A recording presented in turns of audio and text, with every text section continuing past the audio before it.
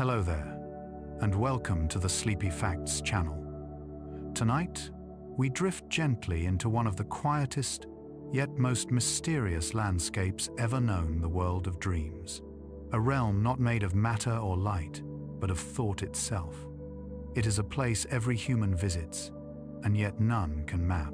Each night, as consciousness loosens its hold, we step across a border into a world built entirely by the mind, fleeting, weightless, and endlessly strange.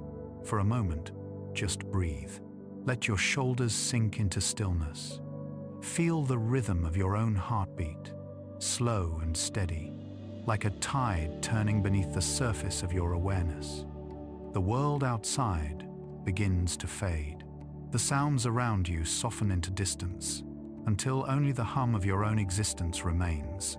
This is where dreams begin, not with the sudden arrival of imagery, but with the gradual unraveling of wakefulness. The mind, untethered, begins to wander through its own corridors, rearranging memory, emotion, and imagination into something vast and delicate. To dream is to enter an invisible art form. Each night, billions of sleeping minds create entire universes that exist for moments, then dissolve at dawn. The texture of a dream, the light that doesn't come from any sun, the faces that feel both familiar and unknown, the logic that folds and reshapes itself, all of it arises from the same neural storm that sustains consciousness itself. Yet in dreams, the usual boundaries soften. Time stretches and bends. The self becomes fluid. The impossible feels gentle and true. It is here that science meets wonder, that the measurable and the mystical blur into one quiet act of the brain trying to understand itself. Even now, as you listen, your brain is preparing for sleep. Deep within it, networks begin to dim, like lamps turned low in an ancient observatory. The chatter of the prefrontal cortex, that region of reason and decision, quiets first. The emotional centers remain awake longer, pulsing with faint color, shaping what will come. Slowly, electricity drifts across your inner landscape in waves alpha, then theta, then delta, a language of rhythm older than language itself. It is not silence, but a kind of symphony beneath the threshold of awareness. And as these patterns deepen, consciousness begins to let go of the outside world, piece by piece. Imagine your mind as a great ocean. During the day, waves crash against the surface, thought, noise, sensation, and sight. But when sleep approaches, those waves settle. The surface becomes smooth, reflective, calm. The deeper layers, those of memory, instinct, and imagination, rise from below. What follows is a drift through this interior sea, a descent into stories your waking self did not know it could tell. In this way, dreaming is both a journey and a return to the quiet, ancient rhythm of the mind unguarded. Scientists once thought dreams were mere fragments, leftover thoughts from the day, random sparks in a resting brain. But decades of careful observation revealed something else. Dreams are purposeful. They are not noise, but a form of natural intelligence. While you dream, the brain rehearses emotions, consolidates memories, and smooths the rough edges of experience. Fear is replayed and softened. Joy is preserved. New learning is stitched into the fabric of identity. Every night, you rewrite yourself without even knowing it. In laboratories around the world, researchers have watched the dreaming brain in real time. They see bursts of electrical storms, like tiny lightning flashes, sweep through the visual and emotional regions, while the logical centers remain dim. The result is a theater where reason sleeps, but imagination wakes. You might fly through clouds, speak with those who are gone, or watch yourself from above. None of it follows the rules of daylight, yet all of it is built with perfect internal precision. The mind, free from the constraints of physics, paints its own infinity. And still, there is something profoundly human about it. Every culture, from the dawn of civilization, has wondered what dreams mean. Ancient Egyptians believed they were messages from the gods. Greeks saw them as prophecies. Indigenous traditions spoke of dream journeys, where the soul could travel and return with wisdom. Even today, science acknowledges what those early thinkers intuited. Dreams are not meaningless. They are a conversation between the conscious and the subconscious, a whispering dialogue between what you know and what you have not yet understood. If you close your eyes now, perhaps you can feel that border approaching the soft frontier between waking and sleep. Thoughts begin to loosen their order. Images flicker, disjointed but beautiful. These are the first shadows of dreaming, the hypnagogic moments that signal the opening of the inner world. In these brief instants, the mind rehearses what it will soon become: a creator of illusion, a sculptor of emotion, an artist painting with neurons and memory. Dreaming, in its deepest sense, may be the mind's way of remembering itself. Every dream, no matter how small, contains traces of your day, a conversation, a scent, a sound. The brain takes these fragments and weaves them together, testing possibilities, rewriting outcomes. It is thought that this process helps the emotional brain maintain balance. When you wake, you may not remember the details, but you feel lighter, calmer, as if some internal storm has passed. It's not magic, it's neurobiology, wrapped in poetry. And perhaps this is why dreaming feels sacred even to those who see it through the lens of science. For in those nightly wanderings, we meet versions of ourselves that the waking mind rarely touches. The lost, the longing, the joyful, the curious, they all coexist within the architecture of dream. You might find yourself walking through endless corridors that mirror your thoughts, or standing at the edge of an ocean that hums with memory. You might see faces you have never met, yet recognize completely. The dream does not explain, it simply shows. And when it fades, it leaves behind the faint impression that reality is softer than it seems. It is possible that dreaming is one of the oldest forms of consciousness, an evolutionary rehearsal that began long before language. Animals dream. Birds, mammals, even reptiles enter stages of sleep that mirror our own. Watch a cat twitch in slumber, or a dog's legs move as if running through some unseen field. These are echoes of the same mysterious theater we enter each night. The universality of dreaming suggests it serves a deep biological purpose, perhaps one written into the very code of life, to integrate experience, to restore balance, to keep the mind whole. Yet despite all the study, all the machines and measurements, the essential wonder of dreaming remains untouched. We can record the brainwaves, but not the feeling of the sky inside a dream. We can track the motion of the eyes, but not the color of imagined light. Science can tell us how, but never entirely why. And maybe that is as it should be. Some mysteries are meant to remain quiet, not to be solved, but to be lived through, night after night, as a kind of gentle remembering that we are more than what we wake to see. So tonight, as you drift toward that inner horizon, let yourself wonder at the vastness of what waits within. The dreams that will rise are not separate from you, they are you, rearranged by stillness. They are the soft geometry of your mind breathing in its own language. When sleep takes you, imagine yourself stepping into a world painted by thought, lit by memory, and bound by nothing but curiosity. In that place, time has no edge, and every shadow holds meaning. And when morning comes, whether you remember a single image or not, know that the dreaming mind has done its quiet work. It has repaired, rewritten, and reminded you what it feels like to be whole.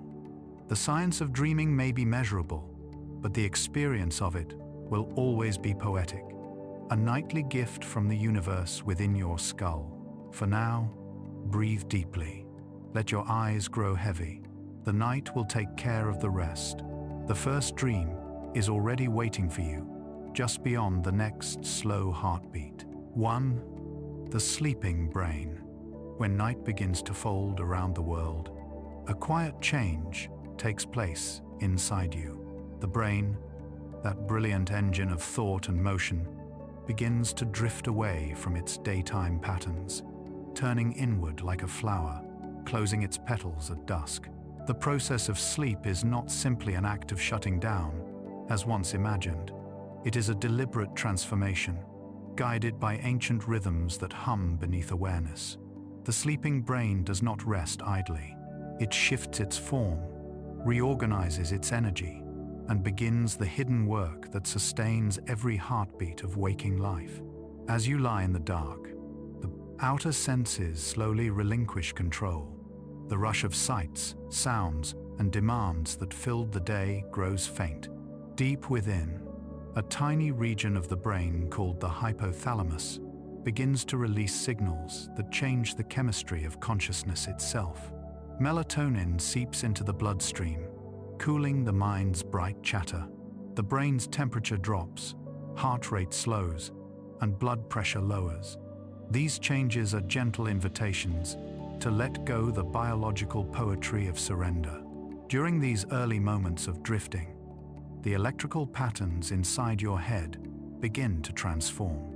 In wakefulness, your brain hums with fast, irregular rhythms called beta waves, which accompany alertness, decision, and motion. But as you close your eyes and the body stills, these quick sparks give way to slower, rolling waves of alpha activity. You begin to feel suspended, neither fully awake nor asleep, the twilight of consciousness. Within minutes, the alpha rhythms dissolve into even deeper theta waves, and the borders of the waking world blur entirely.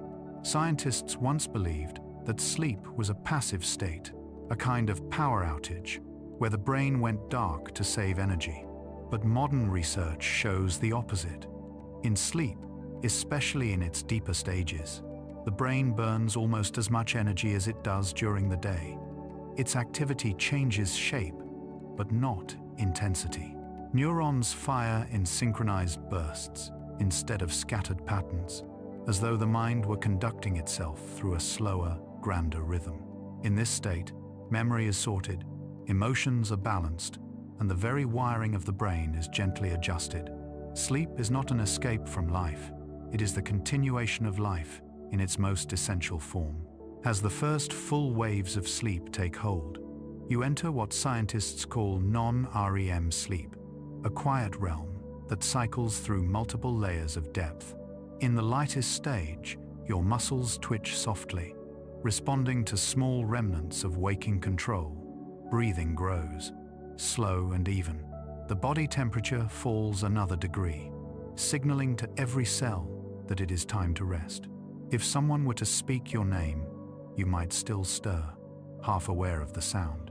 But as you slip deeper, the outer world fades completely. The brain begins to produce long, sweeping bursts of electricity known as sleep spindles, protective gates that block noise and keep the sleeper undisturbed. Inside the skull, a choreography unfolds. Billions of neurons communicate in waves of chemistry and light, their messages forming patterns that sweep across the cortex like tides rolling upon a distant shore. Each wave serves a purpose: to stabilize, to clean, to heal. In deep sleep, the brain's glial cells, the caretakers of the neural world, expand their channels, flushing out the molecular debris accumulated during the day. Waste products, like beta-amyloid proteins that can cloud cognition, are carried away through the brain's glymphatic system, a kind of nocturnal river that only flows when consciousness subsides. This cleansing is as vital as breath itself. Without it, the delicate circuits that form memory and emotion would clog and falter. In this way, every night becomes a quiet renewal, a restoration of clarity. The mind, which during the day is flooded with input, now tends to its own garden, trimming, mending, and preparing for another dawn. It is a labor of silence, invisible but profound. The body, too, responds to the sleeping brain's command. Hormones rise and fall in timed succession. Growth hormone surges, repairing tissue and bone.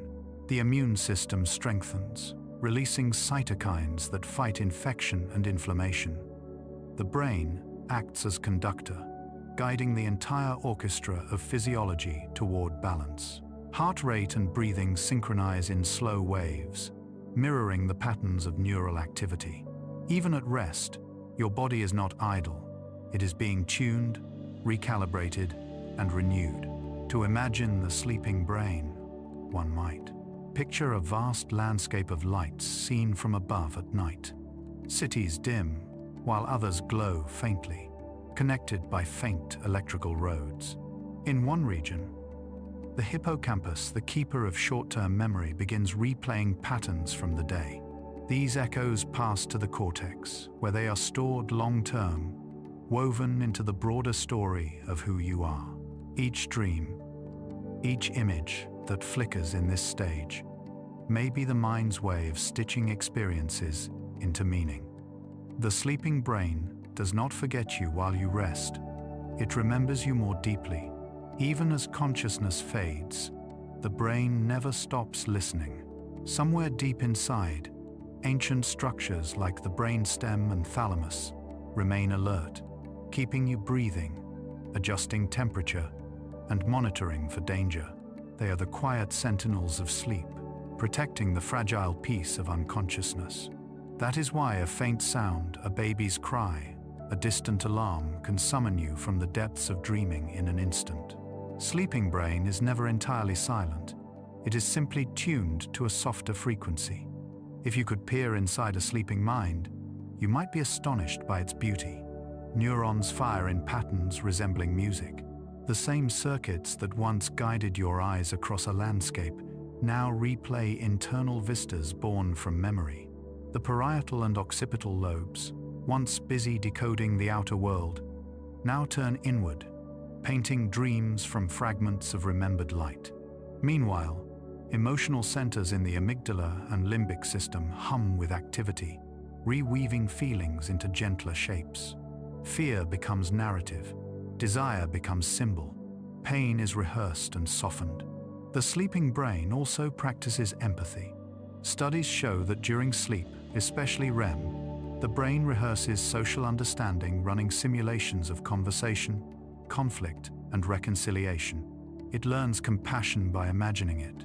Even when you dream of strangers, those faces are built from fragments of memory, from patterns of human expression stored deep within your neural architecture. The mind uses them to practice connection, even while alone. And yet, for all this motion, the sleeper remains still. To prevent harm, the brain releases signals that paralyze the body during REM sleep, ensuring that dreams remain internal. This paralysis, gentle and temporary, is what keeps us safe within our imagined worlds. Only the eyes move, darting beneath closed lids, tracing invisible landscapes of thought. Sleep, in its essence, is an act of trust, the most ancient trust there is. To close one's eyes in darkness, to release awareness, is to believe that the world will hold you safe until morning. Every creature that sleeps makes this same silent agreement with the universe. From the smallest bird perched under a leaf to the human wrapped in quiet sheets, the rhythm of sleep unites all living things. It is the shared heartbeat of life, resting in its own continuity. When you finally surrender to it, the sleeping brain becomes the artist of your inner cosmos. It writes, deletes, rebuilds, and dreams. It balances the chemical tides of thought, sweeping away the excess of waking life. It reminds you, without words, that rest is not the absence of being. It is the continuation of being, in its most profound form. You are never more alive than when you are asleep, because in those silent hours, every part of you is at work ensuring that tomorrow will arrive whole. And when morning finally stirs, the brain begins its slow reawakening. Light touches the eyelids, and the hypothalamus shifts again, dialing back melatonin, awakening cortisol to ready the body for day. Consciousness rises like the sun, gradual, radiant, unstoppable. The first thought, the first breath of waking, are gifts handed back from the depths. You return to yourself, renewed by the unseen architecture of the night. To understand the sleeping brain is to glimpse the miracle of maintenance that underlies life itself. Every night, a world within you switches its polarity, turns inward, and restores its own order from the quiet hum of darkness. You may think of sleep as an ending, but in truth, it is the most necessary beginning. Within that soft oblivion, the mind repairs the world it perceives, ensuring that when you open your eyes again, you can meet the day with clarity, balance, and wonder. So as you lie beneath the slow rhythm of your own breathing, know that even in stillness, you are not alone. Your brain is awake in another way, dreaming, healing, listening, and remembering.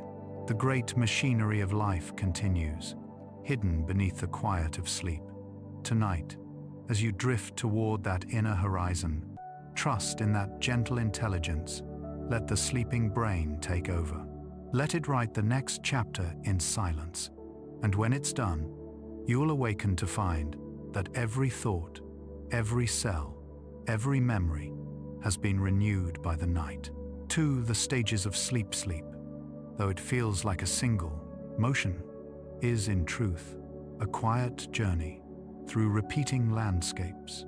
Each night, the body and brain move through a cycle of distinct stages, each one shaped by its own rhythm, chemistry, and purpose. These stages rise and fall like tides, flowing through your system in patterns that last roughly 90 minutes before beginning again. To drift through them is to participate in one of the most ancient biological dances on Earth, a pattern shared by nearly all creatures that close their eyes. When the first waves of sleep begin, your mind hovers at the border of awareness. The body grows heavy, and thoughts start to fragment into half-dreams. This threshold, known to science as stage 1, is as fleeting as the last glow of sunset. Brain activity slows, yet consciousness flickers gently, like a candle in wind. You may feel as though you're falling, floating, or slipping through an unseen current. The muscles relax, and occasionally twitch as they release the tension of the day. If awakened, here, you might deny ever having slept at all. The first veil is so thin, it feels more like a long blink than a descent. But inside your skull, the transition has already begun. The waking rhythms of beta waves fade to softer theta waves, gentle oscillations that mark the first step into true sleep. As these waves deepen, you enter stage 2, the first plateau of real slumber. The world beyond your eyelids dissolves almost completely. Your body temperature drops slightly, the heartbeat steadies, and breathing settles into an easy tide. The brain's electrical patterns shift again, revealing something extraordinary. Short bursts of energy, called sleep spindles, flicker across the cortex like flashes of distant lightning. Intertwined with these are sudden rises and dips known as K-complexes, immense electrical ripples that protect the sleeper from awakening. Together they act as guardians, sealing the mind against disturbance. These phenomena are not random. They serve as the brain's way of fortifying the barrier between waking and rest, ensuring that once you have crossed into sleep, you stay there long enough for deeper restoration to begin. Stage 2 occupies nearly half of every night's total rest. It is the bridge that holds you between the surface of consciousness and the depths below. During this time, the brain begins to sort through the clutter of the day. Patterns of neural activity replay silently, transferring fragile new memories into the long-term archive. It's as though the mind is whispering to itself, cataloging what matters, erasing what does not. If you've ever woken from a good night's rest and found an answer to a problem waiting quietly in your thoughts, you have stage 2 to thank. It is the hidden librarian of your brain, organizing knowledge in the dark. Deeper still lies stage 3, the slow wave or delta sleep. Here, consciousness fades entirely. The mind sinks into the rhythm of the body, and the body into the rhythm of the died, earth. The brain's waves become vast and unhurried, rising and falling just a few times each second. Enormous tides of synchronized firing that sweep across billions of neurons in unison. This is the realm of true restoration. Growth hormone is released. Cells divide and repair. Muscles rebuild from the micro-tears of movement. The immune system strengthens, and the cardiovascular system rests. It is the most physically healing stage of all, a quiet workshop where the body mends its unseen architecture. If you could observe yourself in this depth, you would seem completely still, almost beyond reach. Yet inside, this is where the most profound renewal occurs. Scientists believe that deep sleep acts as the mind's detoxification chamber. During these slow waves, the brain's cleaning systems open fully, flushing away the metabolic waste that accumulates while awake. Proteins associated with confusion and cognitive decline are washed into circulation and removed. It is here that clarity is preserved not by thought, but by the rhythmic sweeping of biology. Without deep sleep, memory dulls, mood falters, and the body begins to unravel. This is the foundation upon which waking life stands. After about an hour of drifting through these depths, something remarkable happens. The slow waves begin to recede, and the electrical landscape shifts again. The brain stirs, but the body remains perfectly still. You enter the strange, luminous realm of REM, rapid eye movement sleep, the stage where dreams bloom into color and motion. The shift is dramatic. Heart rate quickens, breathing becomes shallow and irregular, and the eyes dart behind the lids as if following invisible scenes. To a scientist watching a brain scan, this stage looks almost identical to wakefulness, yet consciousness is turned inward, absorbed entirely in the theater of imagination. REM sleep is paradoxical. The mind is wide awake inside, alive with imagery, sound, and story. Yet the body is gently paralyzed. A neurotransmitter called glycine silences the spinal cord's motor neurons, preventing the muscles from acting out the dream. This delicate mechanism keeps you safe, trapping the whirlwind of inner experience within the calm shell of your body. Without it, the vivid world of dreams would spill into motion. But the brain, in its quiet wisdom, ensures the boundary remains intact. Within REM sleep, the emotional centers of the brain glow with activity. The amygdala, which processes fear and desire, flares like a small sun. The hippocampus, the keeper of memory, hums in conversation with the visual cortex, and the prefrontal regions, the logical, judging parts of the brain, grow quiet. This imbalance gives dreams their surreal quality. Without the filters of logic, images merge freely. Symbols replace speech. The impossible becomes effortless. In this private cinema, the brain rehearses emotions it cannot safely feel while awake. It rewrites stories of fear, sorrow, or longing into gentler shapes. It practices courage, forgiveness, creativity. Dreaming is emotional regulation disguised as wonder. Each full cycle of these stages lasts roughly an hour and a half. You drift from light sleep to deep, rise briefly into REM, and then begin again.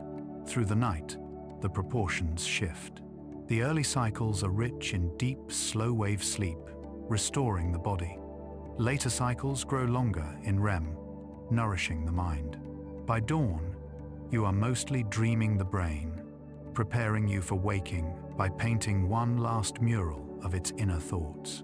This balance between depth and motion, silence and dream, is the secret rhythm that keeps life whole. It is easy to imagine sleep as a straight descent, like sinking down a ladder of stillness. But in truth, it is circular, a spiral through repeating worlds. Each turn of the cycle carries you further into balance. The body mends, the mind cleans, the emotions resolve, and the self emerges renewed. This is why interruption can feel so disorienting. When the cycle is broken by noise, light, or restlessness, the natural progression is lost, and the unfinished work of the night lingers like static in the mind. You wake, but not entirely refreshed, as if a sentence had been left half-spoken. To honor sleep is to honor this pattern. It is not simply about hours, but about cycles completed. The first is a descent, the second a rebuilding, the third a flowering of dreams. Each one whispers something different to the body. Rest, repair, remember. This quiet conversation continues until morning, when light and sound begin to stir the senses once more. The brain rises from its rhythm, melatonin ebbs, and cortisol begins to rise. The dream world folds away, leaving behind faint traces that fade with each breath. The mind opens its eyes, unaware of the intricate symphony it just performed. Every creature with a nervous system takes part in this nightly ritual. Even sea mammals, though they must, surface to breathe, sleep in alternating hemispheres of the brain, one half resting while the other keeps watch. Birds, too, slip into versions of REM, their eyes flickering beneath delicate lids as they drift mid-flight. The cycle of sleep, in all its forms, is a shared inheritance of life itself, a rhythm that stretches from the smallest insect to the dreaming human heart. If you listen closely to your own breathing in the dark, you may feel that rhythm within you now. The stages are not distant or abstract. They unfold every night in the quiet machinery of your brain. Light to deep, deep to dream, dream to waking. Again and again, the oldest pattern of renewal we know. It is the body's poetry written in biology, the night's secret mathematics made flesh. And when you finally drift into that deepest stage tonight, remember that each wave of sleep carries you further from the noise of the day and closer to the center of your own quietness. The brain will know what to do. It always has. For hundreds of millions of years, every sleeping creature has trusted this rhythm without ever needing to understand it. You can, too. Let the stages unfold like tides, one after another, until you find yourself in the stillness beyond thought. In that darkness, life begins again. 3. The REM horizon.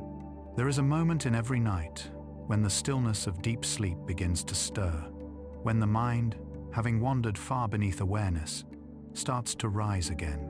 Electrical storms form beneath the surface of quiet waves, flickers of light and memory, reawakening in the dark. The body remains heavy, unmoving, perfectly still, but inside the skull, a new kind of activity begins. This is the horizon of REM, rapid eye movement sleep, the mysterious frontier where dreams ignite. The mind becomes electric, and the boundaries between imagination and reality dissolve. It is here, in this strange borderland, that consciousness briefly wakes within sleep, creating the vivid worlds that drift behind our closed eyes. As you pass into REM, the change is almost imperceptible. Breathing quickens slightly, becoming irregular, as if keeping pace with an unseen rhythm.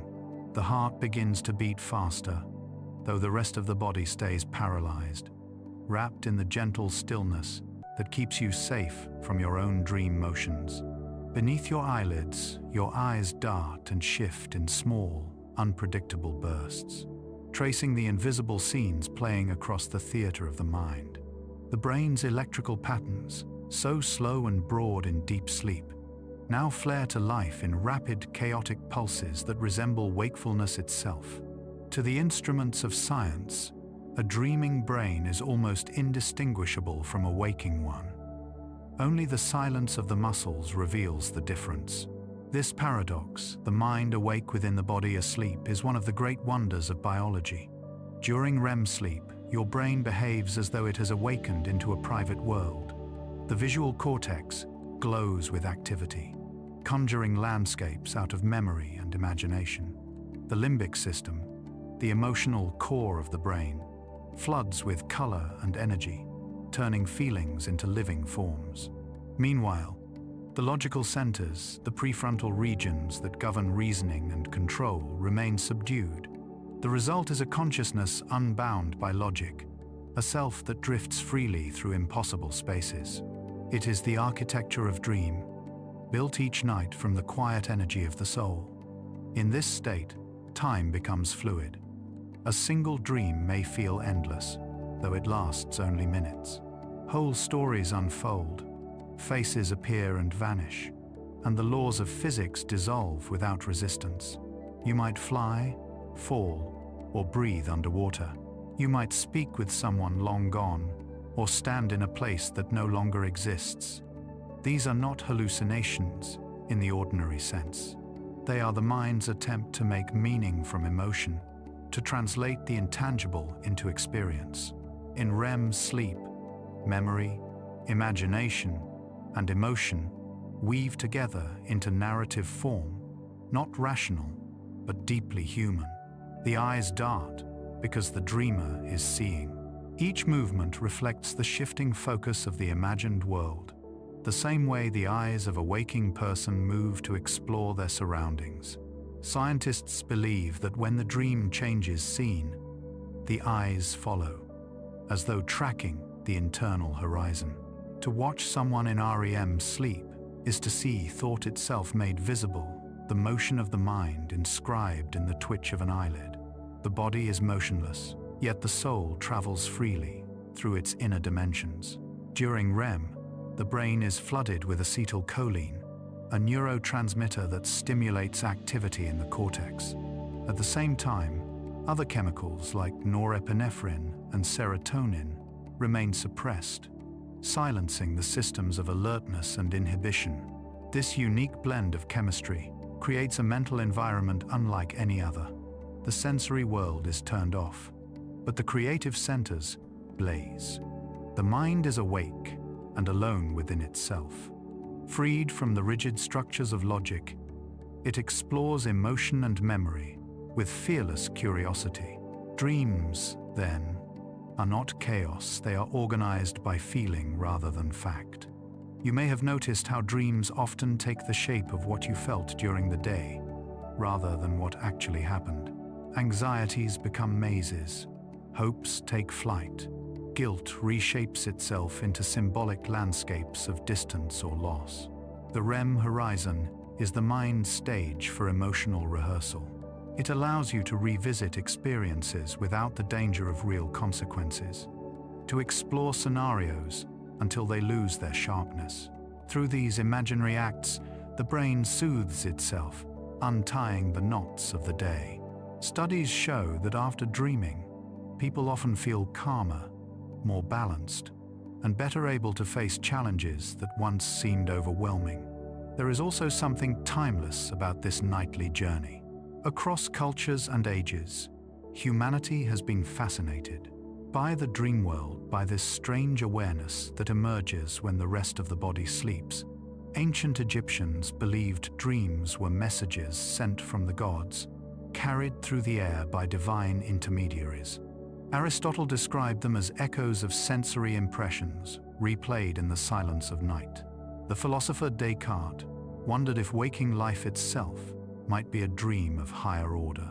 And today, neuroscience tells us that every human, no matter where or when they live, spends nearly 2 hours each night within this hidden theater of REM. To dream is not an exception. It is a fundamental rhythm of life. During the REM cycle, the brain's temperature rises, blood flow increases, and energy consumption returns to levels seen during intense wakeful thinking. It is as if the mind is working hard while the body rests. Yet this effort serves a profound purpose. The dreaming brain acts as an emotional filter, deciding which memories to keep, which to reshape, and which to release. It protects the psyche from overload by recontextualizing the raw data of the day. This is why certain fears, once dreamt, lose their sting. The mind has rehearsed them safely, defanged them through imagination. In the theater of REM, emotion becomes story, and story becomes healing. And still, not all dreams are gentle. Sometimes the emotional circuits misfire, and nightmares emerge, sharp flashes of fear that wake the dreamer abruptly. Yet even these darker visions serve a purpose. They act as pressure valves for the nervous system, releasing what cannot be expressed while awake. Evolution may have preserved dreaming for this very reason. A species that can rehearse danger in the safety of imagination has an advantage in survival. Every nightmare is, in its own quiet way, an ancient rehearsal for endurance. REM is also the birthplace of creativity. Many artists, scientists, and thinkers throughout history have credited their dreams with moments of insight, a melody, formula, a vision. The structure of REM encourages free association, linking ideas that would never meet in daylight. The mind experiments without fear of failure, constructing beauty from fragments. Paul McCartney once dreamed the melody to Yesterday. Dmitri Mendeleev claimed that the periodic table came to him in a dream. The REM horizon is not just a refuge of emotion, it is a wellspring of invention. As the night continues, REM periods lengthen, replacing more and more of the earlier deep sleep. The final one, just before dawn, can last nearly an hour, carrying the mind through elaborate dreamscapes that fade as light returns. The brain begins to stir, the paralysis lifts, and consciousness gently reclaims the body. Often, the last images of a dream dissolve in the moment before waking, leaving behind a feeling rather than a memory. This is the nature of the horizon, always shifting, always just beyond reach. Even if you never recall your dreams, they are still there, performing their quiet alchemy. The forgetting is not loss, but mercy. The mind releases its work so you can begin anew. Like waves erasing footprints in sand, each morning the tide of wakefulness smooths the surface of memory. Yet beneath that surface, the imprint of the dream remains, shaping the emotional currents of your day in ways too subtle to name. The REM horizon is, in truth, the meeting place of two worlds, the measurable and the mysterious. Science can map its patterns and record its signals, but the experience itself remains beyond data. To dream is to stand at the edge of consciousness and look inward toward infinity. It is the mind observing itself in pure form, feeling, remembering, creating without any need for words.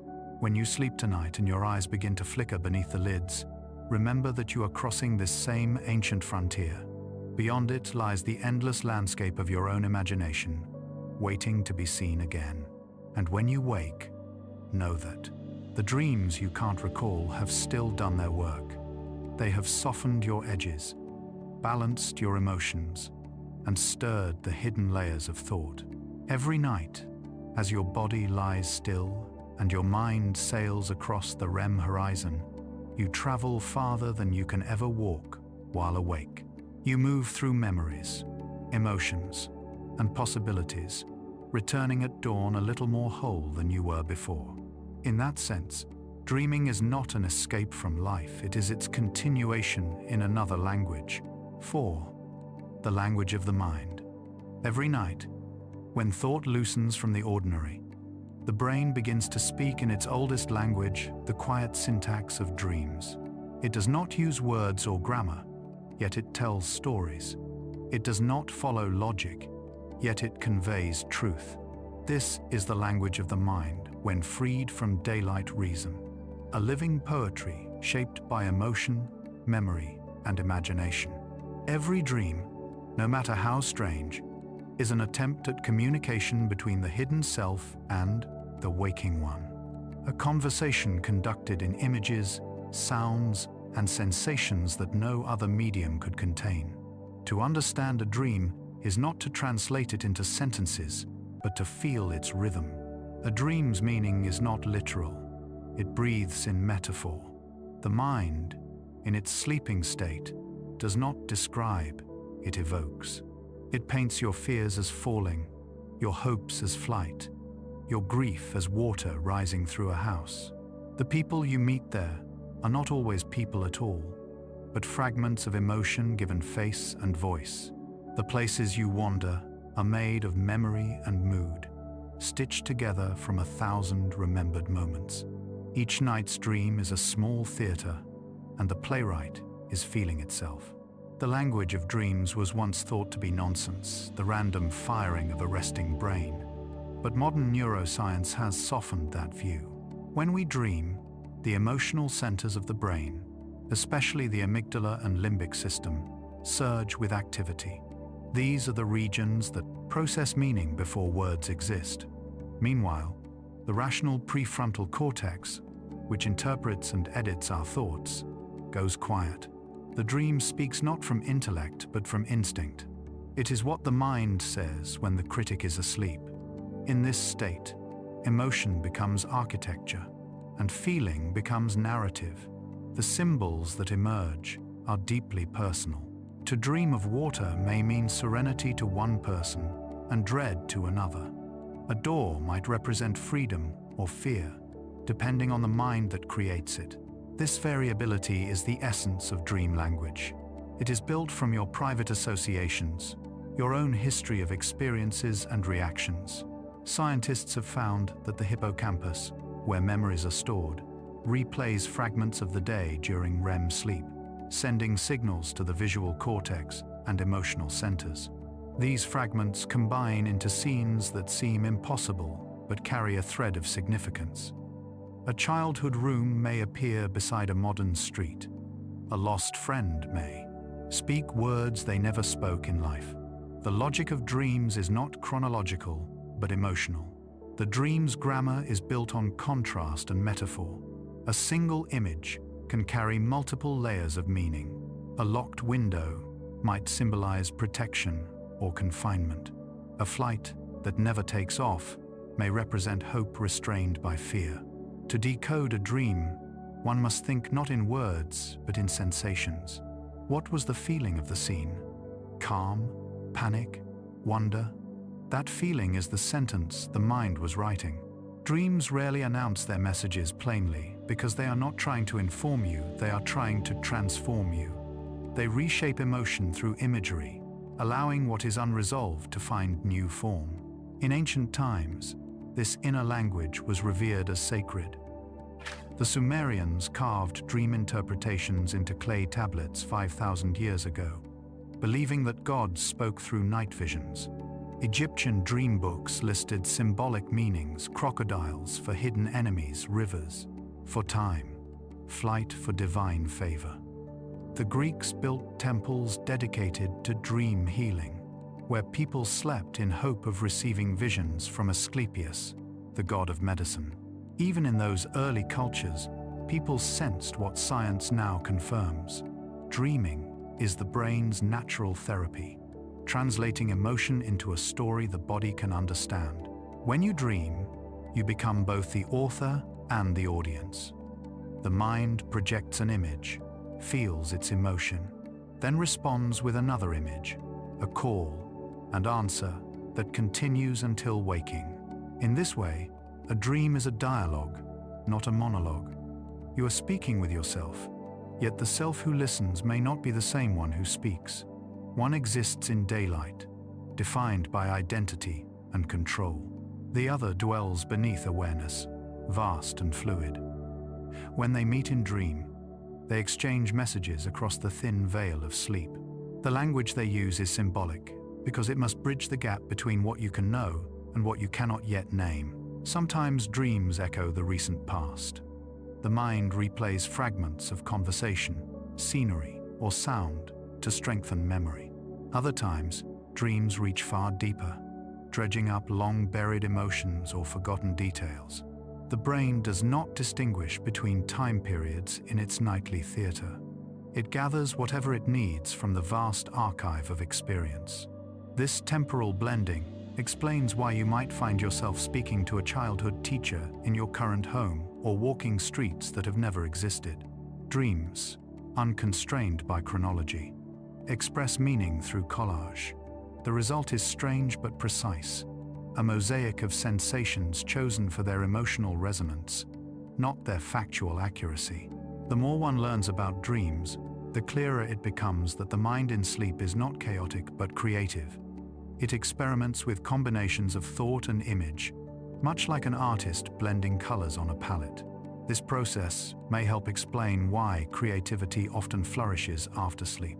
Musicians awaken with melodies, writers with ideas, scientists with insights.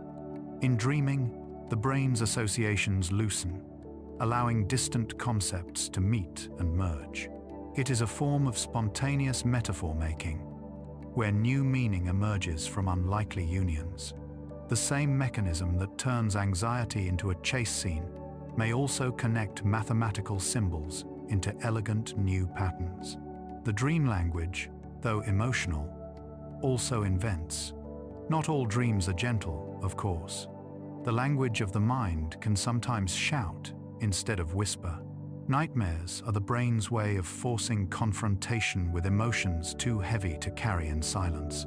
They replay fear in exaggerated form, demanding attention. Though unpleasant, this too is communication. When the body wakes in panic, the message is clear. Something within needs recognition. Once felt, the emotion can begin to release its hold. Even terror in dreams serves the larger purpose of balance. The subconscious has only one voice, and, sometimes, it must speak loudly to be heard. To dream is to remember what language was before words. Long before humans developed speech, we understood the world through images and sensations, the smell of rain, the glow of fire, the gaze of another creature. Dreaming preserves that ancient mode of understanding. It is a nightly return to the symbolic intelligence that shaped the earliest art and story.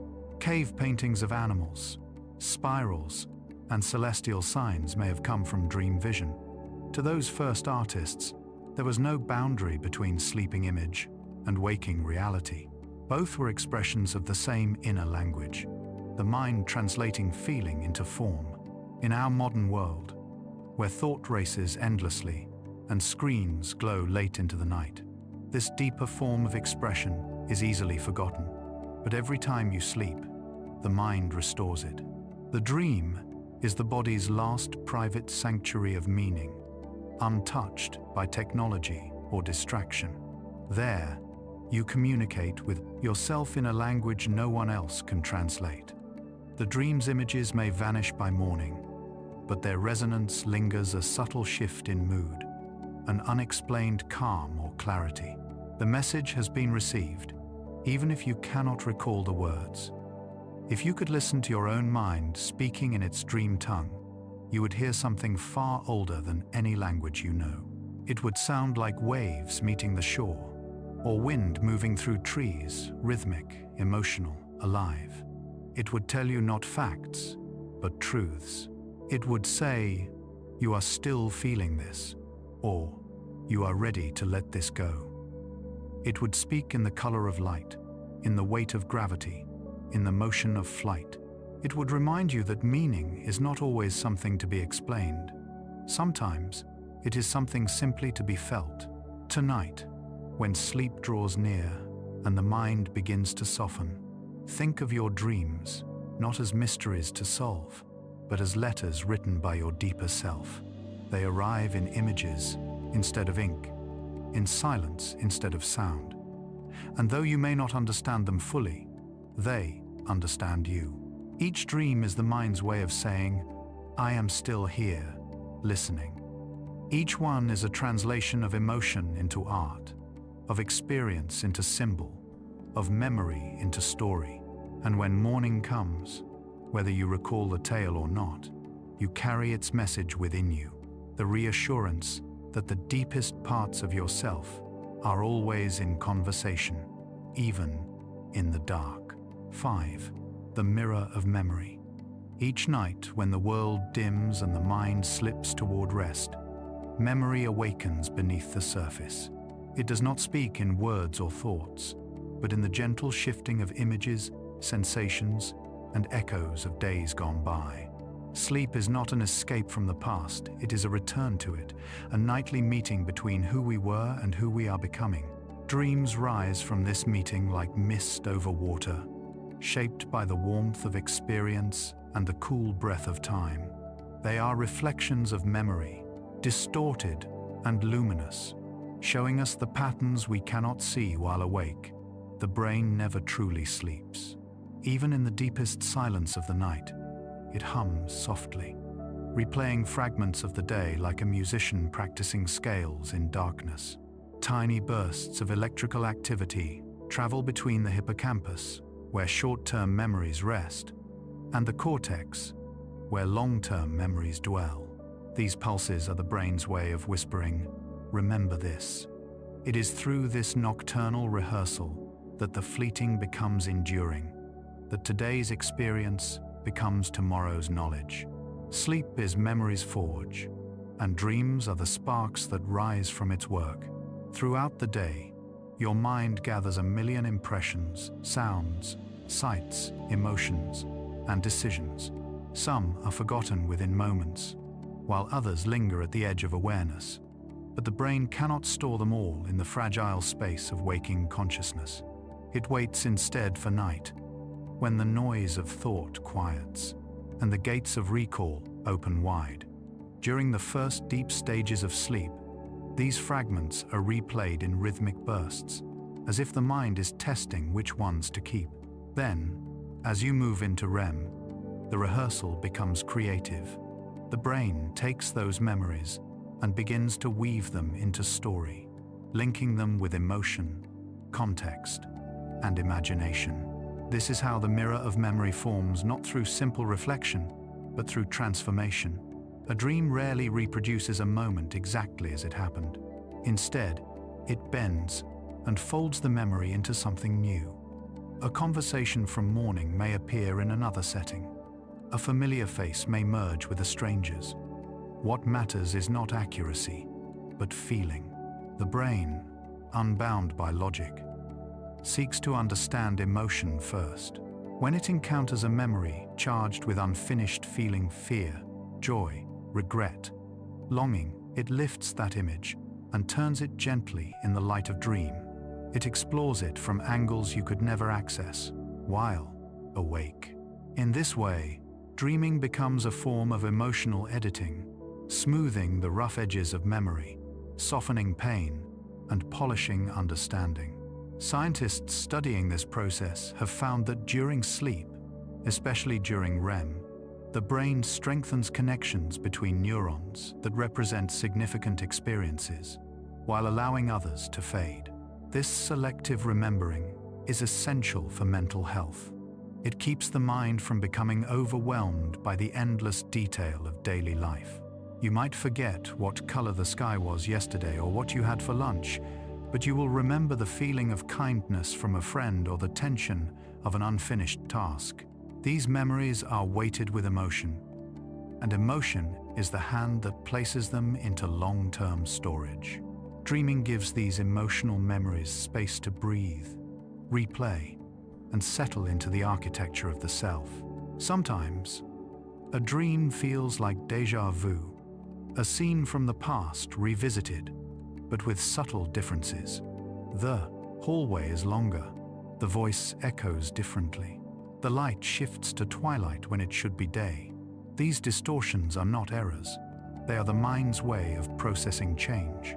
Memory is never static. Each recall reshapes it slightly, and each dream deepens the transformation. To dream of the past is not to relive it exactly, but to release it. The mirror does not simply reflect, it refracts. It turns reality into insight. Dreaming is also how the brain prepares for the future. Studies show that when we sleep, our minds rehearse possible scenarios using fragments of old experience. A musician may dream of performing a song, a pilot of flying through storm clouds, a student of speaking in a classroom. These imagined rehearsals strengthen neural pathways for real performance. It is as if the brain, using memory as raw material, builds prototypes of tomorrow.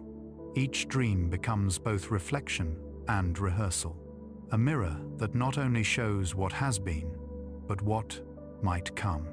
Even animals share this rhythm. In sleep laboratories, scientists have recorded the neural patterns of rats running mazes during the day and found that at night, those same patterns replayed in miniature bursts as the rats slept. Their brains were dreaming the maze, solidifying the memory of its turns and rewards. Birds do the same when learning songs, their tiny neurons firing in melodies during slumber. The mirror of memory belongs not only to humans, but to life itself, a universal mechanism through which experience becomes wisdom. For humans, the process carries another dimension, the emotional one.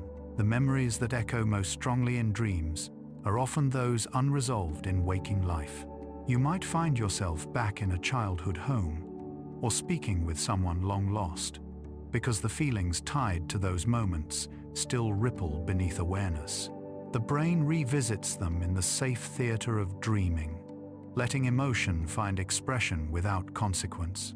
Sometimes the dream comforts, sometimes it confronts, but always its purpose is reconciliation, a restoration of inner harmony through remembrance. Memory, after all, is not just record-keeping. It is identity. Who you are is built from what you have experienced and how you have interpreted it.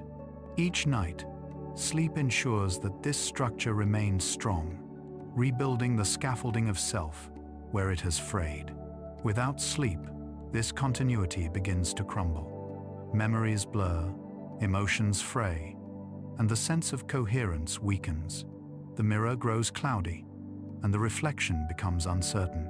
That is why deprivation feels so disorienting. It is not merely fatigue. It is the erosion of narrative, the fading of selfhood's thread. And yet, the mirror is forgiving.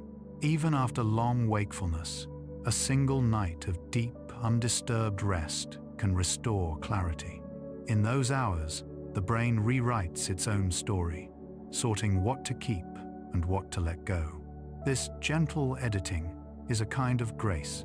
It prevents us from being trapped by our experiences, allowing room for change and renewal. We emerge each morning subtly altered, shaped by the night's unseen hand. Sometimes, a dream brings back something you did not know. You had forgotten the scent of rain from childhood, the pattern of light on a wall, a fragment of music your mother once hummed. These are not random curiosities. They are pieces of memory rising briefly to the surface to remind you of your depth. The mind stores everything, even the smallest impressions, and sleep is when it drifts through its archives, touching them softly like pages of an old book. It is a quiet act of reverence for the life you have lived, a nightly ceremony of remembering. In the end, the mirror of memory is both tender and merciful. It keeps what you need and releases what you cannot hold. It turns pain into understanding, chaos into story, fleeting into permanent. Dreams are the visible shimmer of that process, the ripples on the surface of a deeper current. You may wake without remembering the images, but the work is done all the same. Memory has been cleaned, renewed, and woven back into the pattern of your being. Tonight, as you drift into sleep, imagine that your mind is a vast lake. Every thought, every experience, every joy and sorrow is reflected on its surface. When the wind of wakefulness settles, those reflections still, the water clears, and in its depths, unseen, the currents move quietly, carrying light and shadow where they need to go. That is memory in motion, alive, fluid, and kind. In its mirror, you meet yourself anew, every night, and wake at dawn, slightly more whole than before. 6. The chemistry of night. When darkness falls and the world grows still, the brain begins a transformation so delicate and complex that it could be mistaken for magic. Yet it is chemistry, an invisible ballet of molecules and electricity unfolding in the quiet cathedral of the skull. Every sigh, every heartbeat, every drifting thought during sleep is guided by this secret symphony. The body may appear to rest, but within, countless chemical messengers rise and fall like tides, shaping the stages of sleep and the texture of dreams. It is through these subtle shifts that night weaves its spell, turning the chaos of the day into balance and calm. The first note of this symphony begins even before you close your eyes.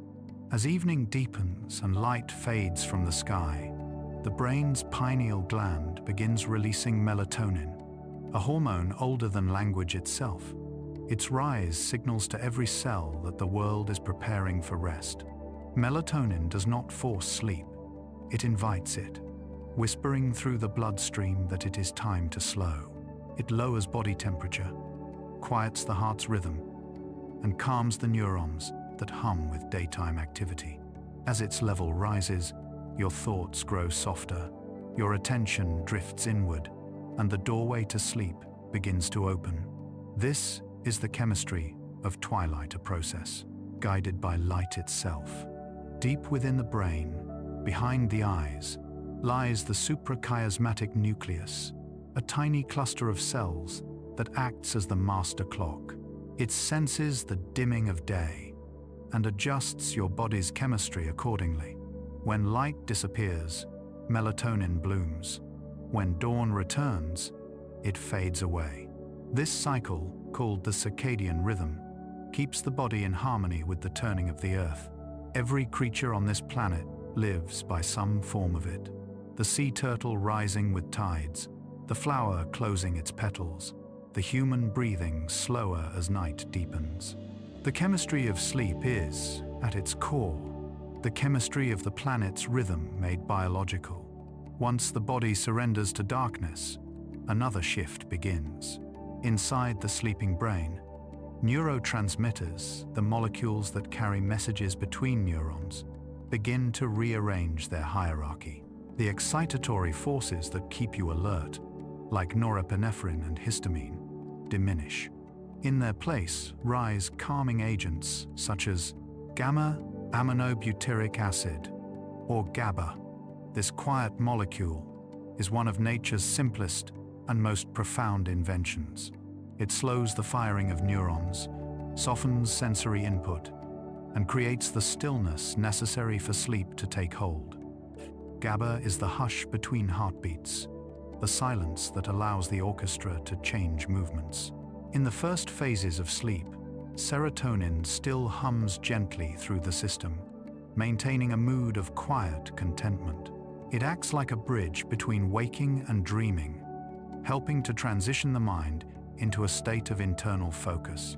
But as the night deepens and the body drifts toward REM, serotonin fades and another molecule takes its place, acetylcholine. This change is what transforms deep, slow sleep into the vivid world of dreaming.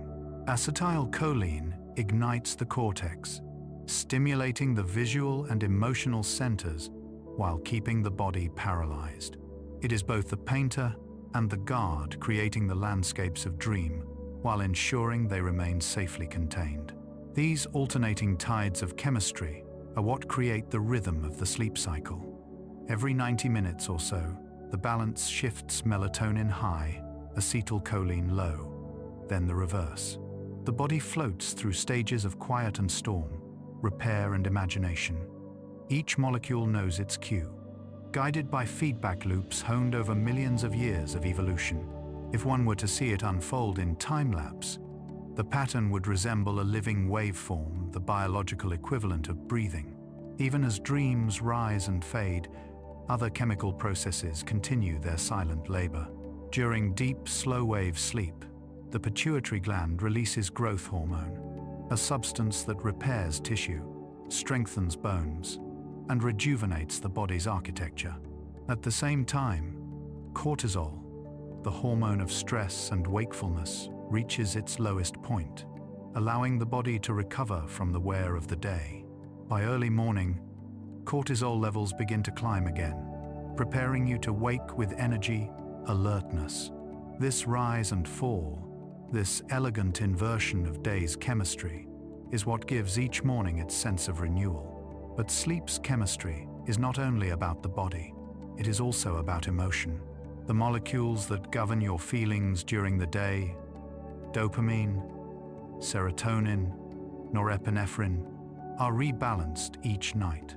This quiet recalibration keeps the emotional brain from tipping into imbalance. Studies have shown that after sleep deprivation, the amygdala, the region responsible for fear and reactivity, becomes hyperactive, responding dramatically to minor stress. Yet after a full night's rest, its response softens, tempered by the regulation of the prefrontal cortex. Sleep is nature's antidepressant, and its mechanism is chemical empathy. Within dreams, the same chemistry that creates emotion also paints it into color and story. When acetylcholine activates the visual cortex, memories merge with feeling, giving rise to imagery that glows with emotional truth. A field of golden light might reflect peace. A stormy sea, unresolved grief. The molecules do not create meaning, they create possibility. The dreaming brain then shapes that possibility into art, guided by its own quiet logic. Even fear, under the right neurochemical balance, becomes catharsis rather than torment. The chemistry of the night is not static. It listens, adjusts, and heals. Caffeine, alcohol, and light are the three great disturbers of this delicate balance. Caffeine lingers long after its taste has faded, blocking adenosine, a molecule that builds up in the brain during the day and signals fatigue. Without adenosine's call, the chemistry of rest is delayed. Alcohol, though it seems to induce drowsiness, fragments the deeper stages of sleep, preventing the body's natural sequence of hormones from unfolding. And artificial light, especially blue light from screens, fools the master clock into thinking it is still day, suppressing melatonin and scattering the rhythm that anchors the night. The modern world, with all its brightness and speed, often forgets that the chemistry of sleep is ancient and fragile. It thrives best in darkness, quiet, and trust. Even so, the body remains remarkably forgiving. Give it a few nights of stillness, and the rhythm begins to restore itself. Melatonin remembers how to rise, cortisol how to fall. The neurons, refreshed by deep cycles of GABA and acetylcholine, start to hum in harmony again. You may notice it as a feeling of clarity, as if your mind has been washed clean. Thoughts sharpen, emotions soften, and the simple act of breathing feels like music again. This is the gift of balance, the chemical conversation between brain and body returning to its natural tone. In the earliest hours before dawn, the chemistry shifts once more. Melatonin retreats, cortisol climbs, and norepinephrine stirs, bringing alertness back online. The paralysis of REM lifts, and the dream world begins to fade.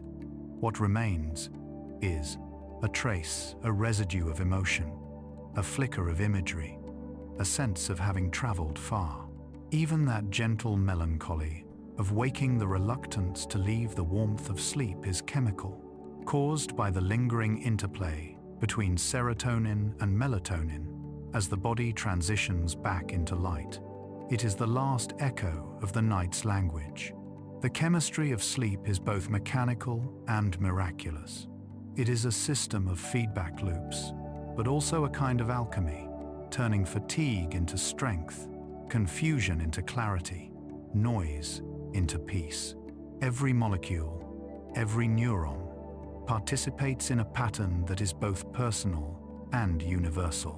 When you rest, you are reenacting an ancient molecular ritual that began when the first living things sought rhythm in the chaos of early Earth. To this day, the pattern continues, unbroken, through every breath taken in darkness. Tonight, as your body begins its slow surrender to sleep, imagine those unseen tides within you. Picture melatonin as starlight, descending through your blood. Acetylcholine as the flicker that lights your inner dreams, and GABA as the hush that silences the world.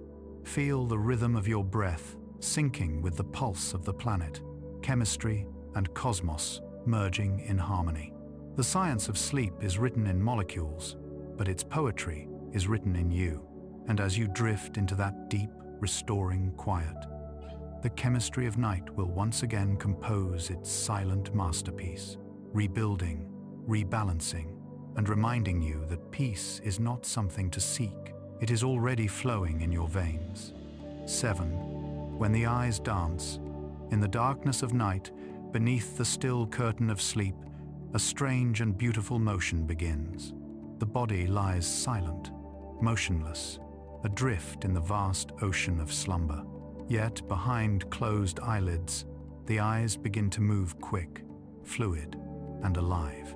They dart and shimmer beneath the skin in small, delicate flickers, tracing invisible landscapes across the darkness. This is the dance of REM, the phosting, the rhythm of the dreaming mind made visible. It is one of the few outward signs that the inner world is awake. Every subtle twitch of the eyes mirrors the shape of a story unfolding within, a journey through the luminous corridors of imagination. When scientists first noticed this movement in sleeping subjects in the 1950 seconds, they could hardly believe what they were seeing. The sleeping brain, thought to be quiet and idle, was suddenly revealed as vibrant and alive. Electrodes recorded patterns of activity, so intense they resembled those of a waking person. The eyes moved as though following something, a vision, a dream, a secret play projected inside the skull. Thus, rapid eye movement sleep was named, and the discovery changed everything we thought we knew about rest.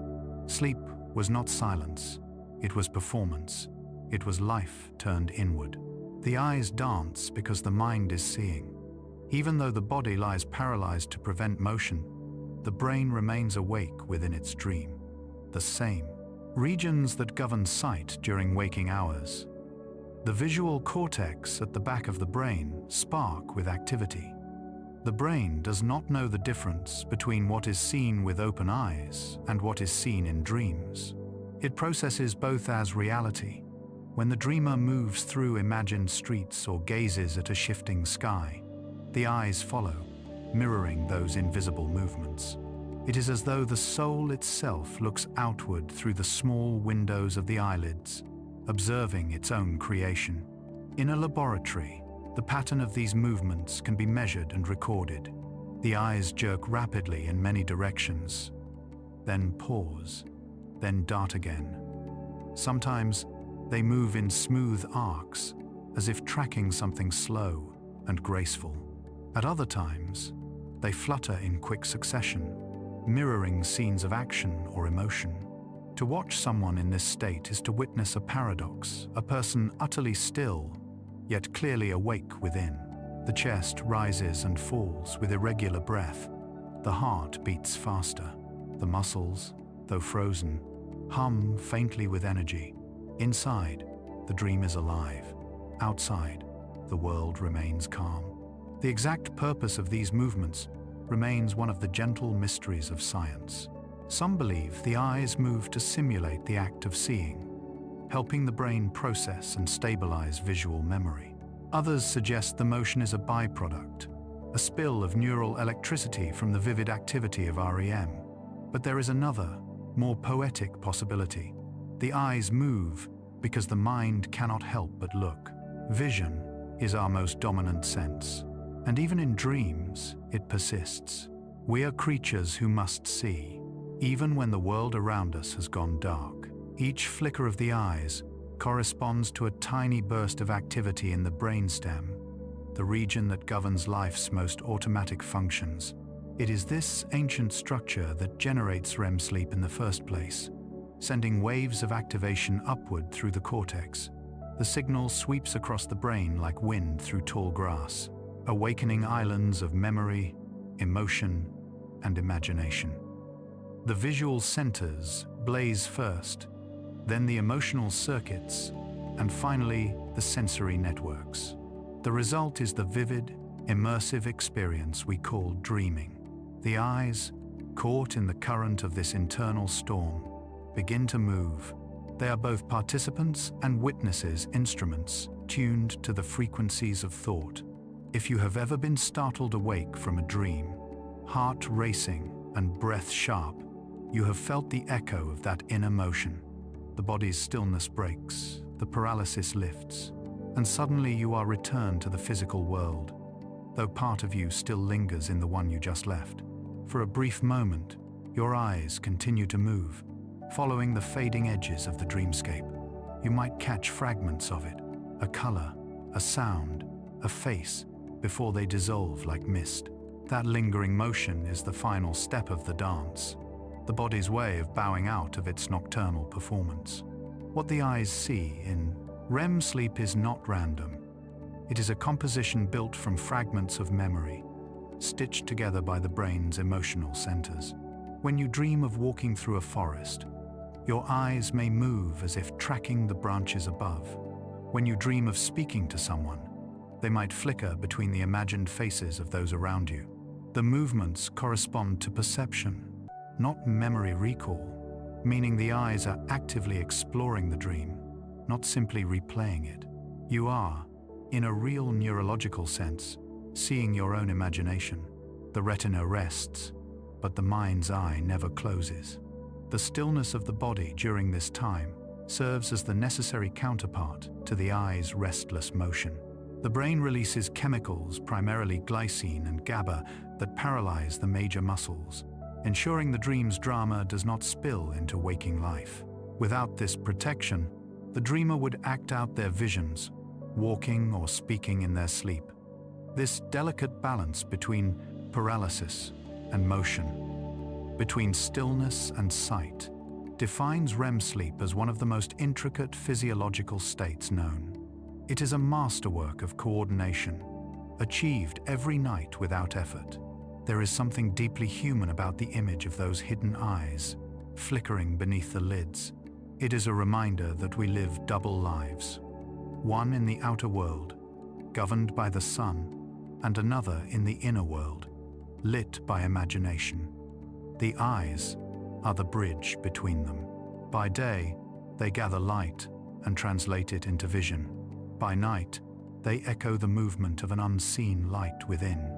Even in darkness, the brain finds a way to see. This continuity between waking sight and dreaming sight blurs the boundary between what is real and what is felt. Perhaps that is why dreams often seem truer than memory, because the same eyes watched them both. As morning approaches, the cycles of REM lengthen, and the eyes move more frequently. The dreams become more elaborate, the narratives more coherent, as if the brain, nearing wakefulness, sharpens its imagination one final time before letting go. Just before waking, the dance of the eyes reaches its most active tempo. They flit beneath the lids in rapid bursts, tracing the final scenes of the dream's story. Then, as the first light touches the skin, the motion slows, the brain's chemistry shifts, and the eyes grow still again. The curtain falls, and consciousness returns to the outer world. When you wake, you carry no memory of how many times your eyes danced or what they followed. Yet the residue of that movement lingers in the calmness you feel, in the quiet sense of completion. The dance has served its purpose to release emotion, to weave memory, to let imagination flow. Though the world now moves outside your window, the eyes that open to greet it are the same ones that traveled through the dream. They have seen both realms, and they know that the boundary between them is thinner than it seems.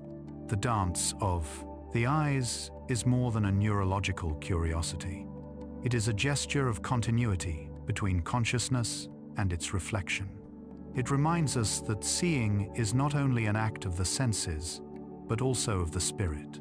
Every night, in the theater of REM, the eyes perform the oldest ritual of humanity, the act of witnessing one's own dream. They look inward toward the mind's horizon, where memory becomes light and thought becomes landscape. And when morning breaks, they look outward again, finding that the world shimmering with color and sound is itself a kind of dream made solid. Tonight, when you close your eyes, think of them not as shutting the world away, but as opening another one. Soon, they will begin to move again, silent and unseen, following the currents of your imagination through the darkness. Each flicker will trace a path across your private universe. Each moment of stillness will hold a breath of wonder, and when the eyes dance, remember that they are not simply reacting to what is unreal, they are bearing witness to the vastness of the mind itself. In that quiet ballet between motion and stillness, biology and mystery meet, and you are both observer and dreamer, watching the infinite unfold from within. 8. Dreaming across species. When we close our eyes at night and drift into dreams, we tend to think of that hidden world as uniquely human, a private stage built from memory, language, and imagination. Yet in truth, the act of dreaming is far older than humanity itself. Long before words were spoken, before fire was tamed, before even the first primates looked at the stars, the living world was already dreaming. Across the vast branches of life, from mammals to birds to creatures of the deep sea, sleep, and within it, something remarkably like dreaming has been found everywhere. It is not the privilege of consciousness, but its companion, a thread woven into the very fabric of life. To study the dreams of other species is to glimpse how ancient this nightly mystery truly is, and to see that the theater of the mind extends far beyond our own. In laboratories around the world, scientists have watched the sleeping brains of animals and found patterns that mirror our own. A cat, curled in quiet warmth, suddenly twitches its paws, whiskers flickering as if chasing prey through invisible grass. A dog, sprawled on the floor, lets out a muffled bark, its legs moving in rhythm to some unseen chase. Birds, heads tucked beneath their wings, shiver with tiny pulses of motion, their eyes darting beneath closed lids in brief bursts of REM. Even rats, those tireless explorers of mazes, show electrical patterns in their sleep that replay the very paths they ran during the day. When they wake, they navigate more efficiently, as though they had practiced overnight. In this way, the dream becomes universal, a rehearsal, a memory, a whisper of instinct, repeated in the dark. The simplest creatures, too, show traces of this ancient rhythm.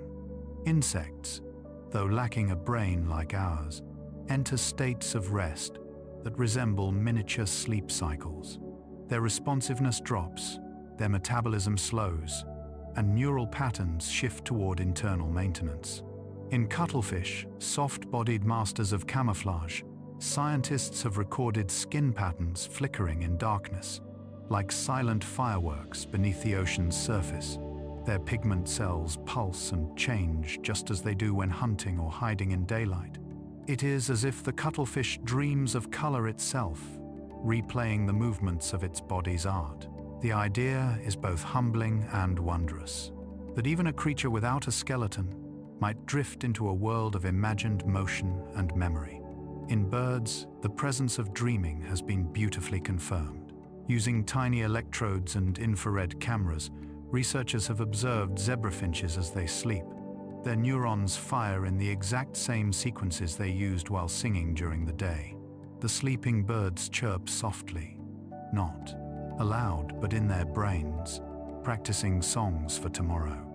This rehearsal, repeated night after night, allows them to refine their melodies, to learn the language of their kind. In their quiet dreaming, we can hear the echo of our own learning, the way our minds also rehearse words, movements, and emotions beneath the veil of rest. Across species, sleep seems to serve not only restoration but remembrance. To dream is to become better at living. Among mammals, the similarity grows even stronger. Every creature that nurtures its young with milk and warmth appears to share the architecture of REM and non-REM sleep. From whales in the ocean's depth to mice hidden in grass, the same alternating cycles of activity and stillness unfold through the night. Even dolphins, who must remain partly awake to breathe, let one half of their brain sleep, while the other keeps watch, a beautiful compromise between vigilance and renewal. During these resting intervals, the sleeping hemisphere shows bursts of electrical activity akin to dreams.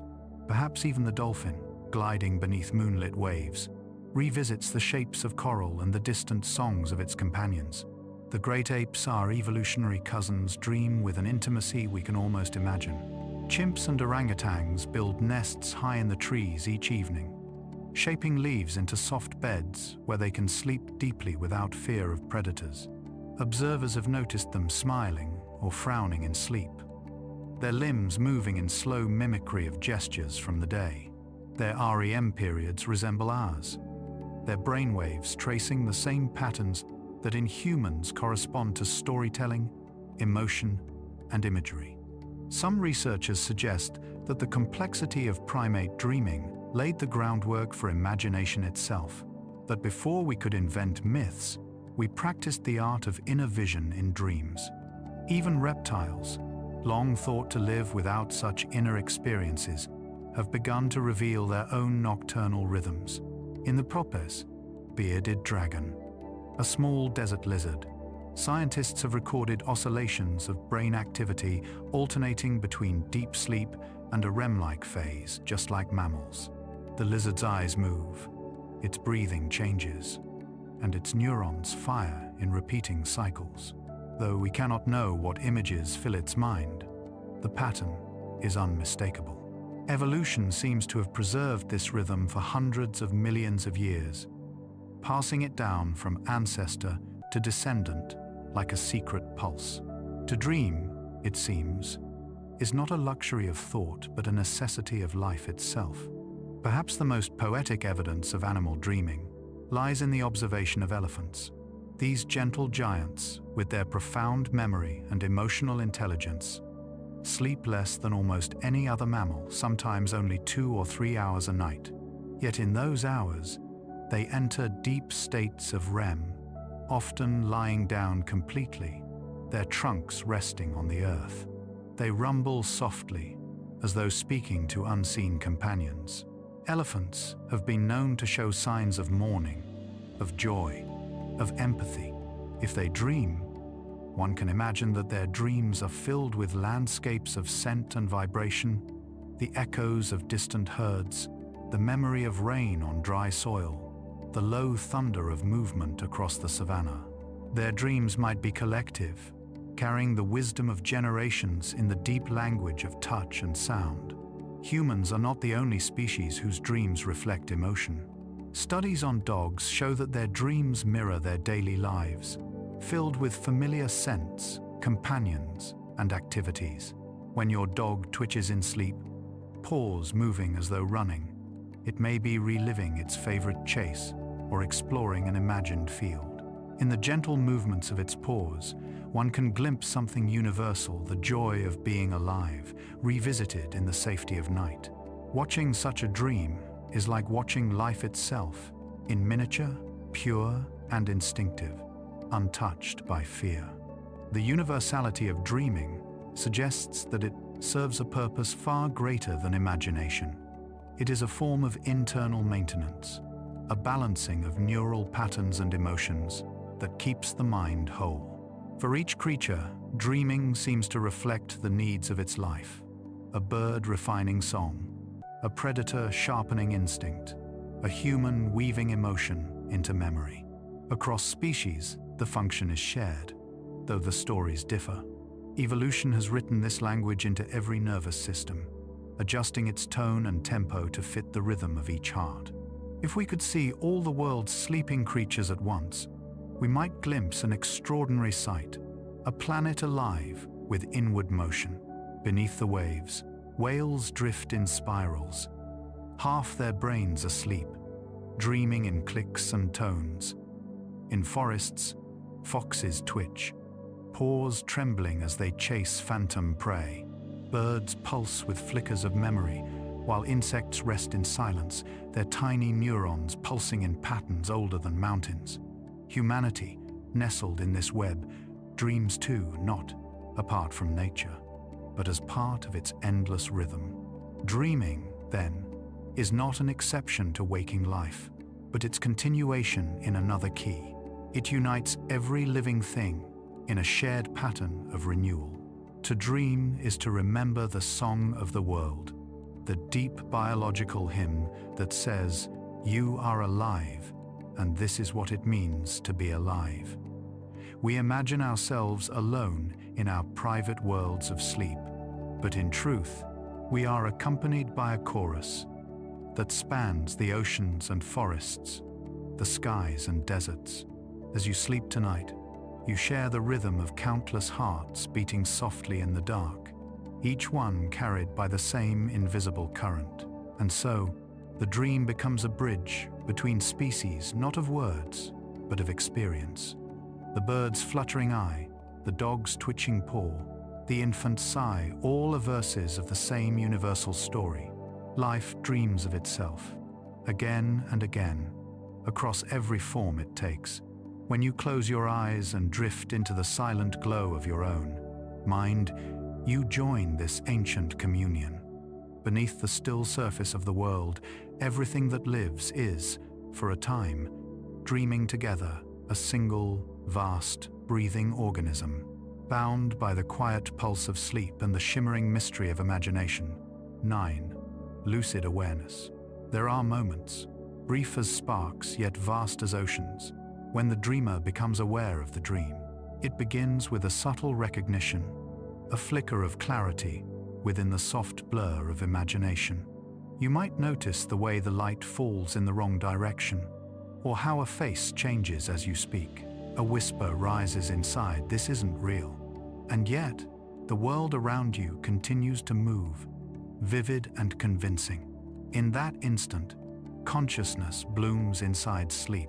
You are both observer and creator, standing at the crossroads between waking and dreaming. This is lucid dreaming, the awakening of awareness within the night's illusion, a phenomenon both mystical and scientific, both fragile and profound. Lucid dreams often arise without warning. They are not commanded by will, but invited by chance, by a delicate alignment of awareness and rest. You might find yourself flying or walking through a place that no longer exists, and suddenly the question appears, how can this be? The realization does not wake you. Instead, it deepens the dream. The colors sharpen, the air hums with possibility, and you feel a quiet exhilaration. You can move through this world with intention. You can change its shape with thought alone. In that moment, you experience what the mind can do when freed from the strict gravity of the physical. Science first began to take lucid dreaming seriously in the late 20th century. For centuries, it had been the subject of mystics and poets, dismissed as fancy or metaphor. But in sleep laboratories, researchers began to notice something remarkable. Subjects who claimed to lucid dream were asked to move their eyes in specific patterns, left to right, twice as a signal that they had become conscious inside the dream. To the astonishment of the observers, the motion appeared on the EEG readings exactly as predicted, even though the dreamers' bodies lay paralyzed.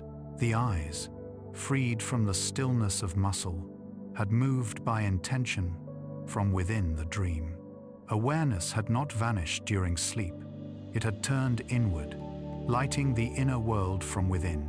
To experience lucidity is to glimpse the architecture of consciousness itself.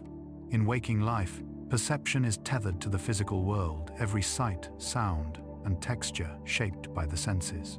But in the lucid dream, perception arises without input. The mind builds reality from memory and imagination alone. Yet to the dreamer, it feels completely real.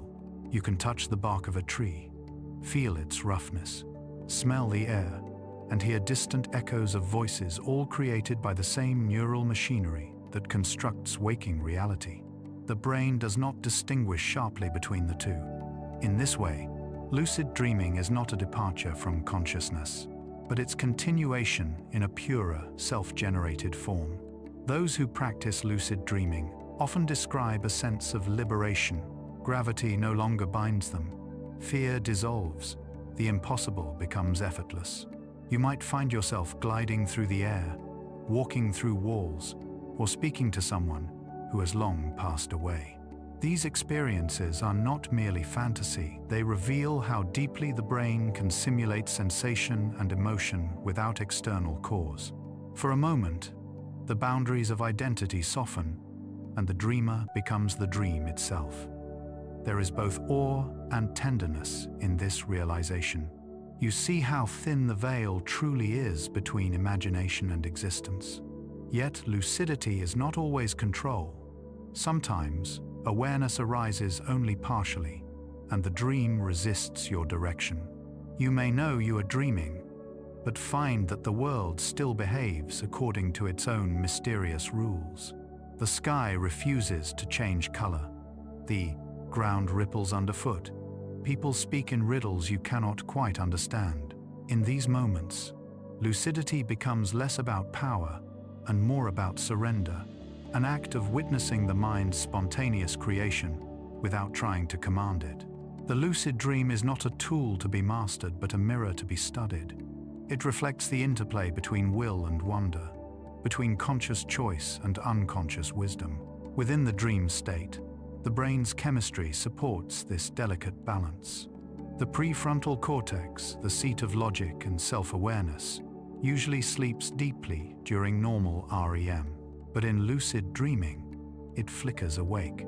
It is a partial reactivation, enough to grant reflection but not enough to break the illusion. This hybrid state, both asleep and awake, is why lucid dreaming feels so unique. The mind observes itself, yet remains immersed in imagination. It is consciousness doubled, folding back upon itself like a reflection in water. Throughout history, this experience has been revered as spiritual practice.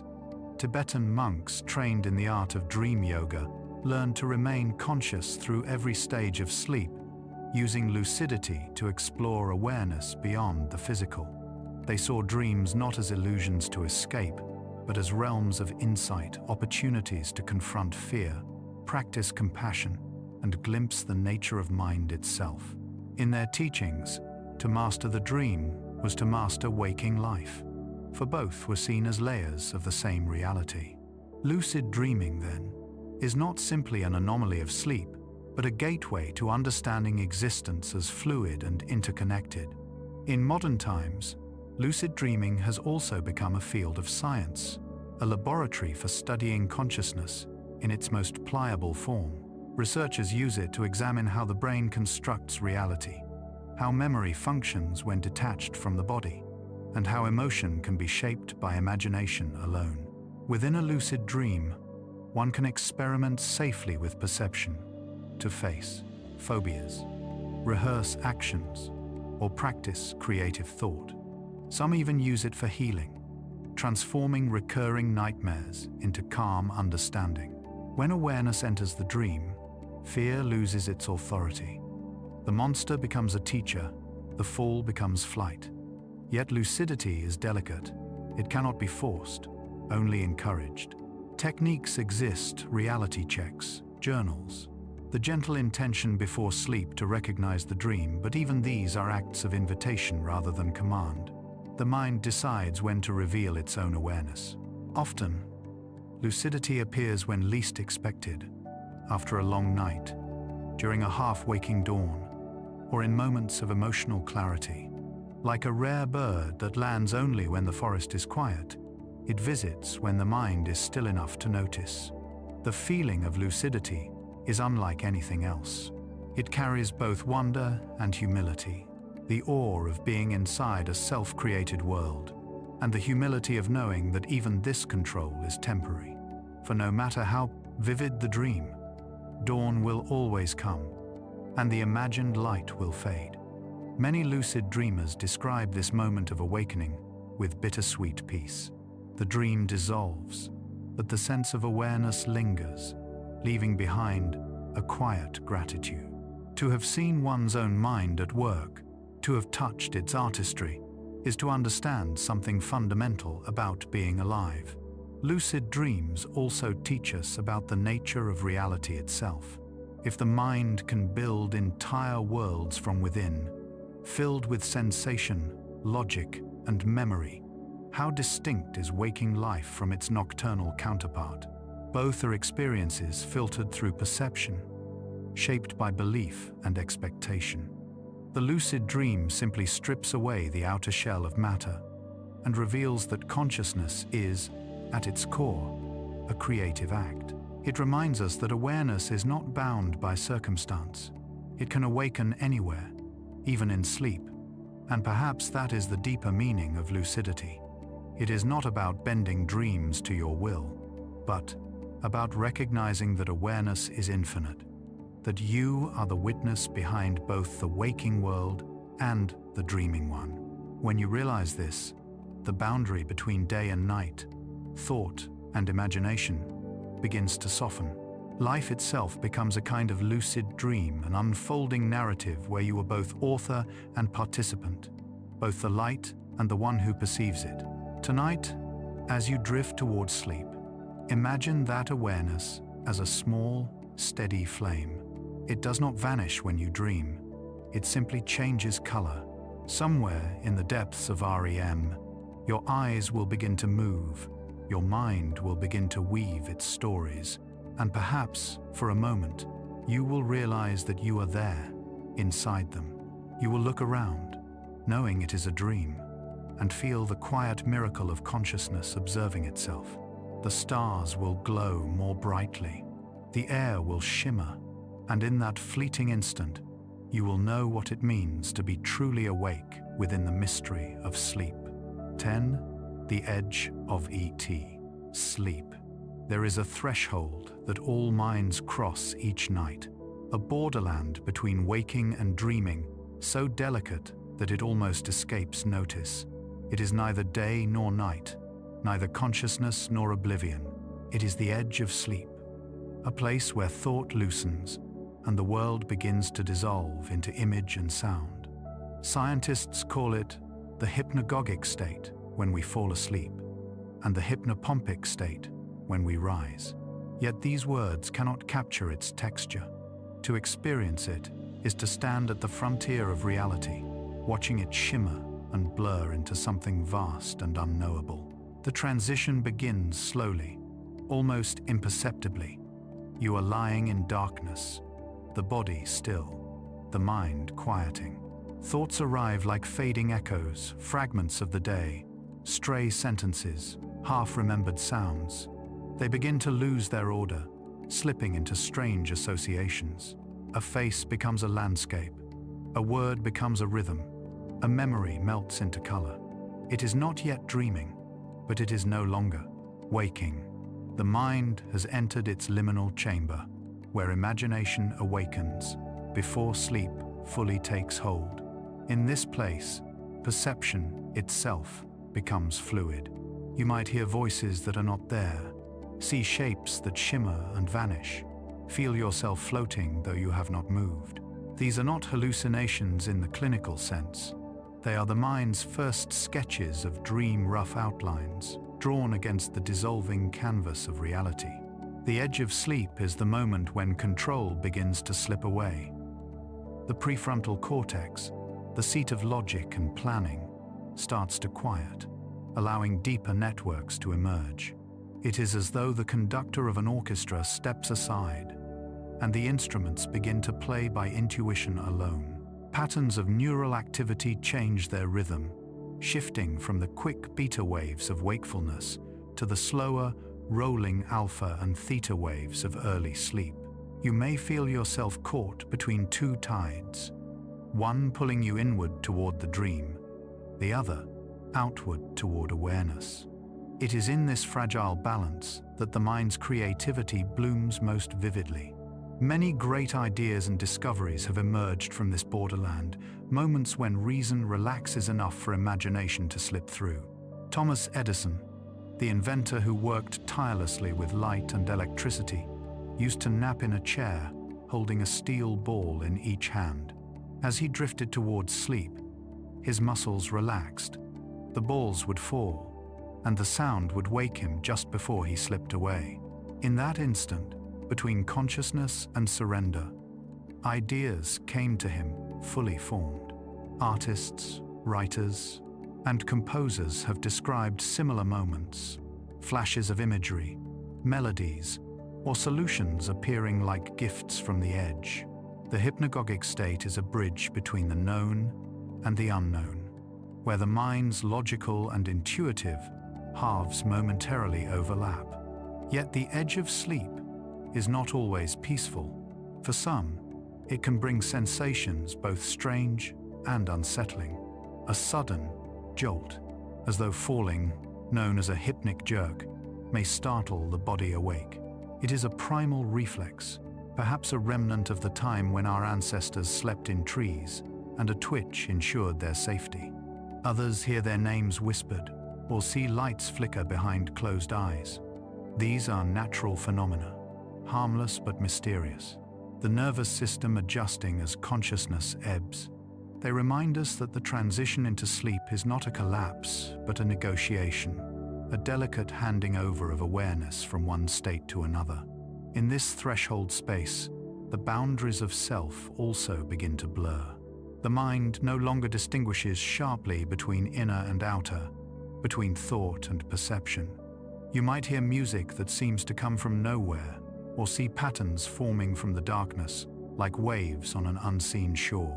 These fleeting visions, called hypnagogic imagery, are fragments of memory and imagination blending together.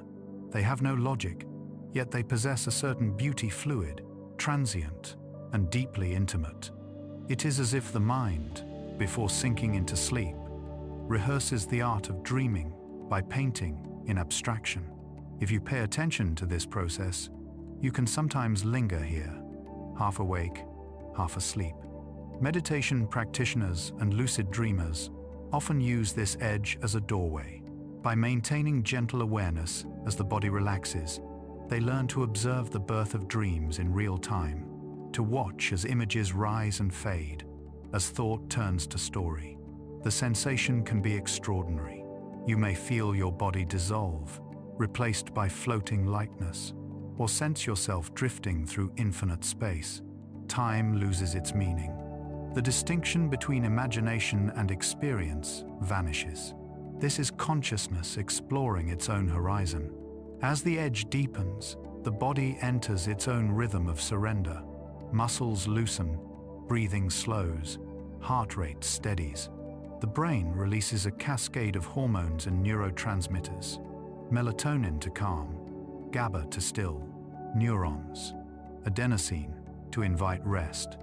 It is a chemistry of trust, a surrender encoded into our biology. The edge of sleep is where the mind lets the body take over, and the body, in turn, carries the mind gently across the threshold. What makes this state so fascinating is its universality. Every human who has ever lived, every animal that closes its eyes, passes through this liminal gate each night. It is a shared experience older than thought, the soul's nightly migration from form to formlessness. For a few seconds, perhaps minutes, awareness drifts untethered, belonging neither to the waking world nor to the dreaming one. It is here that some experience the sensation of floating, of expansion, of becoming boundless. The mind, freed from sensory input, begins to dream itself as everything, as sky, as sea, as light. And then, just as quietly, the dream begins. There is also the reverse journey, equally fragile and luminous, the hypnopompic state, when we awaken. Here, the remnants of dreams linger like mist in morning air. Images dissolve slowly, sometimes clinging to thought before fading completely. You may wake with a sense of having traveled far, though you cannot say where. The body stretches, the world returns, and the mind rebuilds its boundaries. Yet for a few breaths, you exist in both worlds, one foot in the dream, one in the day. Poets and mystics have long cherished this moment, calling it the soul's rebirth. The edge of sleep reminds us that consciousness is not a switch, but a spectrum. We do not leap from wakefulness into oblivion. We glide, gently, through gradations of awareness. Each layer holds its own kind of truth. Wakefulness brings reason. Sleep brings restoration. But the threshold between them offers insight, a glimpse of the machinery behind perception. It is as though the mind, in crossing this border, briefly reveals its own blueprint before folding it away again. For those who learn to linger there, this edge becomes a sanctuary. It is a place of pure observation, free from the weight of identity. You can watch thoughts dissolve without resistance, see emotions lose their names, and feel the self expand into silence. In this way, the edge of sleep is not just a prelude to dreaming, it is a kind of meditation, a nightly rehearsal for letting go. Every breath you take in this state is a lesson in surrender, a reminder that release is not the same as loss. As you lie down tonight, notice how the world begins to fade. The clock hums softly, the air thickens with stillness, and your awareness grows translucent. Somewhere between the last thought and the first dream, you will find yourself standing on this invisible shore. It will feel familiar, as though you have been here countless times before, and you have. Every night, you return. Every night, you dissolve and reform, crossing the same quiet border that all beings cross. On the edge of sleep, time stops counting, and space loses its edges. You are no longer bound by what you were or what you will be. You are simply presence itself, the watcher at the gate, the silence between worlds. And when you finally step across, letting the tide of sleep carry you fully away, remember that this threshold will be waiting for you again at dawn. For consciousness does not vanish, it merely changes shape. The edge of sleep is both departure and arrival, an eternal passage through which the mind remembers how to rest, how to dream, and how to begin again. 11 dreams as therapy. Every night, as the mind descends into its quiet depths, it begins the work of healing. The body repairs its tissues, the heart steadies, and the brain turns inward, tending to the invisible wounds that daylight leaves behind. This process unfolds not in conscious thought, but in the theater of dreams, a realm where emotion takes form, where memory softens, and where the self begins to mend. Dreams are not random illusions. They are the psyche's oldest form of therapy. Each image, each shifting scene, is the mind's way of understanding, of balancing, of releasing what cannot be resolved in words. When the day ends, the brain carries with it a residue of feeling joy and grief, fear and confusion, questions that remain unanswered. Waking life is full of unfinished sentences, moments left unspoken, emotions that we carry quietly because there is no time to tend them. But the brain, ever faithful, remembers. And when sleep takes hold, it brings these fragments back, laying them gently before the dreaming mind. The logical parts of the brain go silent, the emotional centers awaken, and the inner world begins to speak in its own language. This is not the language of logic, but of metaphor, a poetry of healing written in imagery and sensation. During REM sleep, the amygdala, the small almond-shaped region responsible for processing fear and emotion, glows with activity. The hippocampus, keeper of memory, stirs beside it, replaying moments from the day and sending them outward toward the cortex, where they can be refiled, reinterpreted, and softened. What was sharp becomes rounded. What was heavy becomes lighter. This dialogue between memory and emotion is the essence of dreaming's therapy. It is as though the mind replays its troubles not to relive them, but to drain them of their sting. In the safety of dream, pain becomes story, and story becomes resolution. Many studies have shown that sleep, and REM sleep especially, reduces the emotional charge of memories. If you experience something stressful and then sleep, you often wake with a calmer perspective. The event remains, but the intensity fades. This is not forgetting, it is emotional recalibration. The brain re-examines the event in the dreaming state, removing the rawness so that it can be remembered without distress. Neuroscientists call this overnight therapy, but it feels more like grace, the mind quietly comforting itself in the dark. Dreams often replay scenes of fear or loss, but within them, the rules change. You might find yourself confronting something that once terrified you, but now you are unafraid. You face the shadow, speak to it, or simply watch it dissolve. These are not meaningless fantasies. They are rehearsals of courage. The dream provides a safe environment for the mind to practice responses it could not manage while awake. Soldiers haunted by battle, people who grieve, those who have endured trauma, all show patterns of dreams that revisit the pain, sometimes over and over, until the emotion begins to settle. This repetition is not cruelty. It is the mind's persistence, its determination to heal. Even nightmares, frightening as they may seem, carry this therapeutic function. They act as pressure valves for the psyche, releasing emotions that might otherwise remain trapped. When you wake sweating from a nightmare, your heart pounding, you have not failed at sleep, you have completed a cycle of release. The emotion that once hid beneath awareness has been brought into the open and expressed. Over time, as the brain continues this work, the nightmare often changes. The dreamer finds power, the fear diminishes, and the narrative transforms. What began as terror becomes understanding. What began as darkness becomes integration. There is deep wisdom in this nocturnal therapy, for it operates without judgment. The dream does not ask why you feel what you feel. It simply allows you to feel.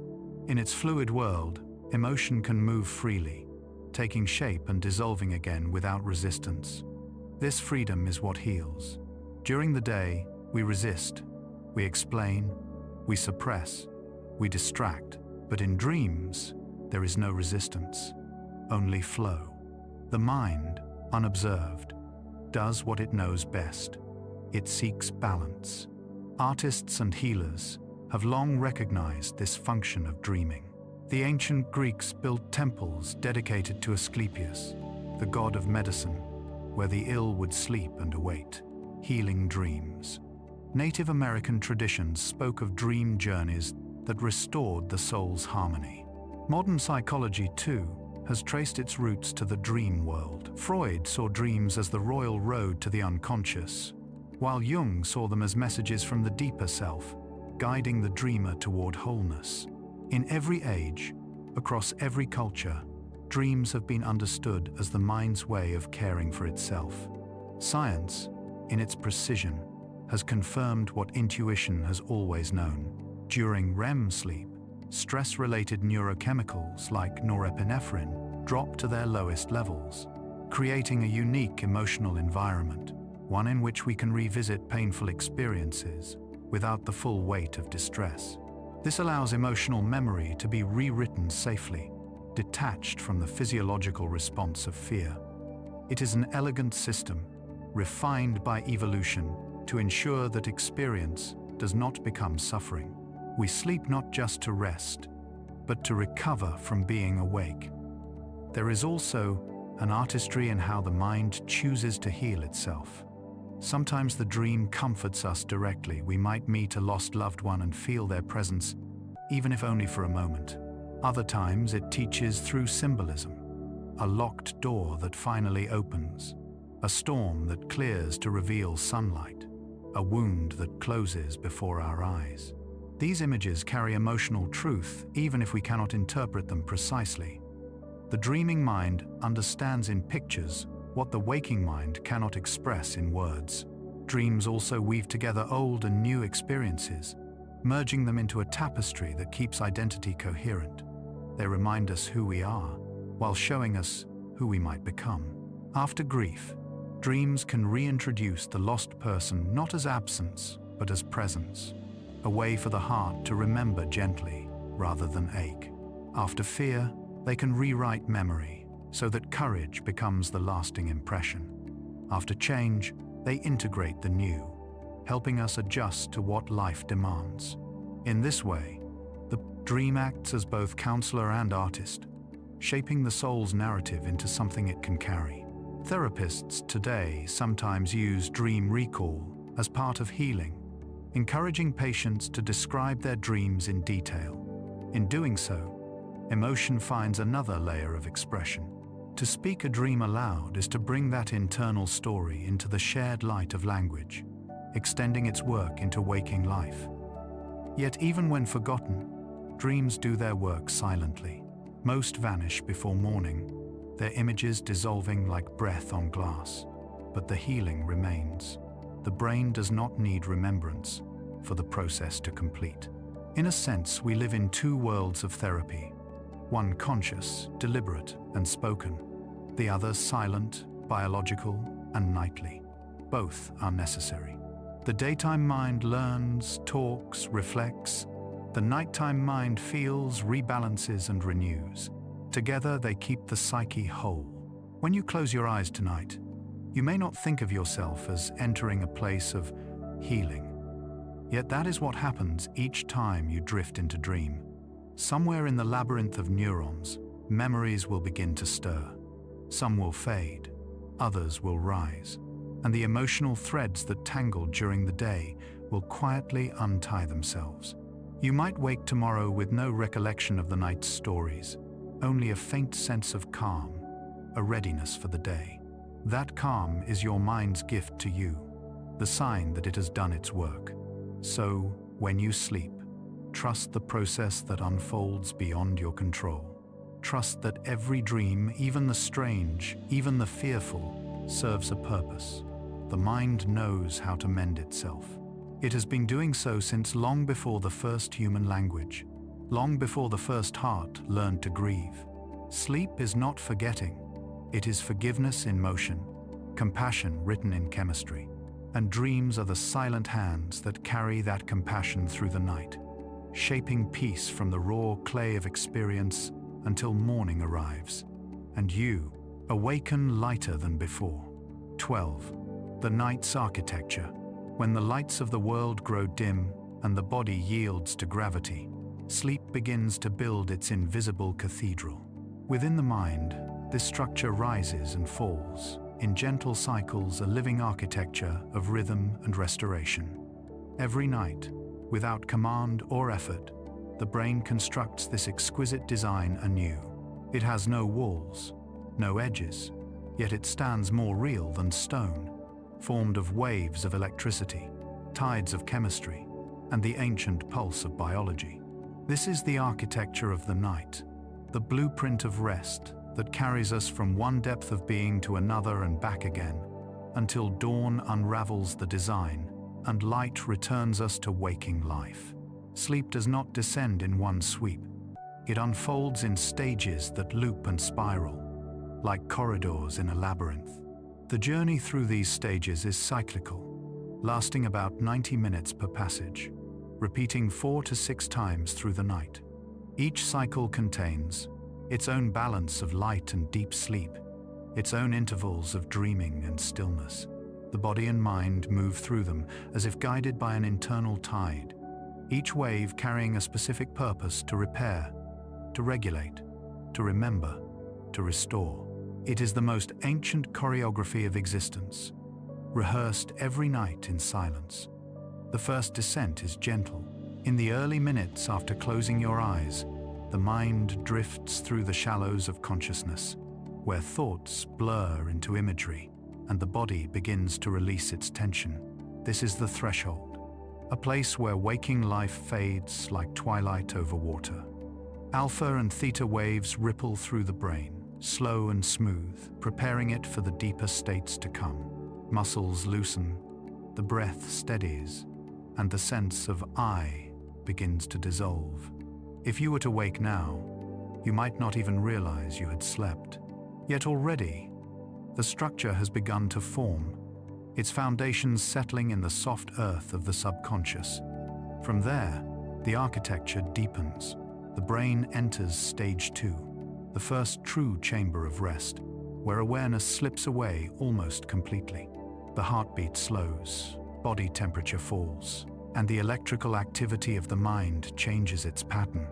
Bursts of energy called sleep spindles and sharp waves known as K-complexes flicker across the cortex, fortifying the boundary between the outer world and the inner one.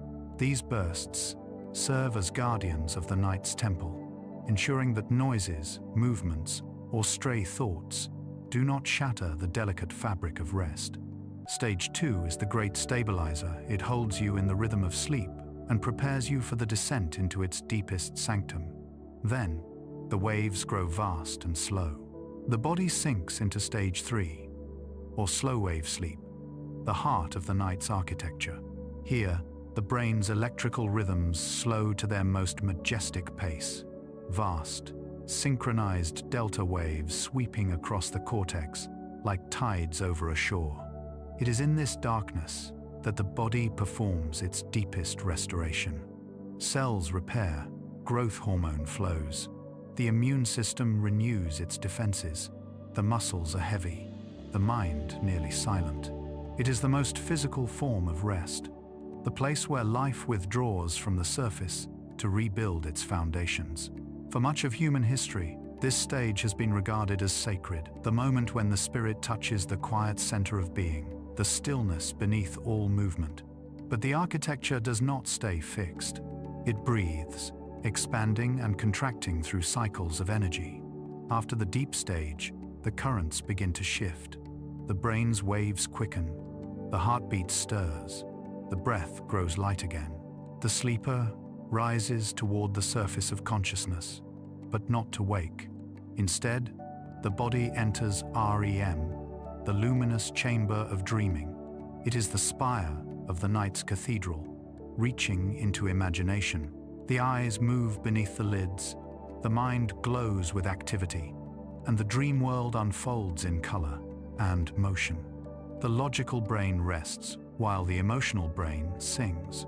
Every REM period is a celebration of creativity, a ritual of renewal for the psyche. In the first cycle of the night, REM lasts only a few minutes, but with each returning loop, it lengthens, replacing deep sleep as the dominant phase.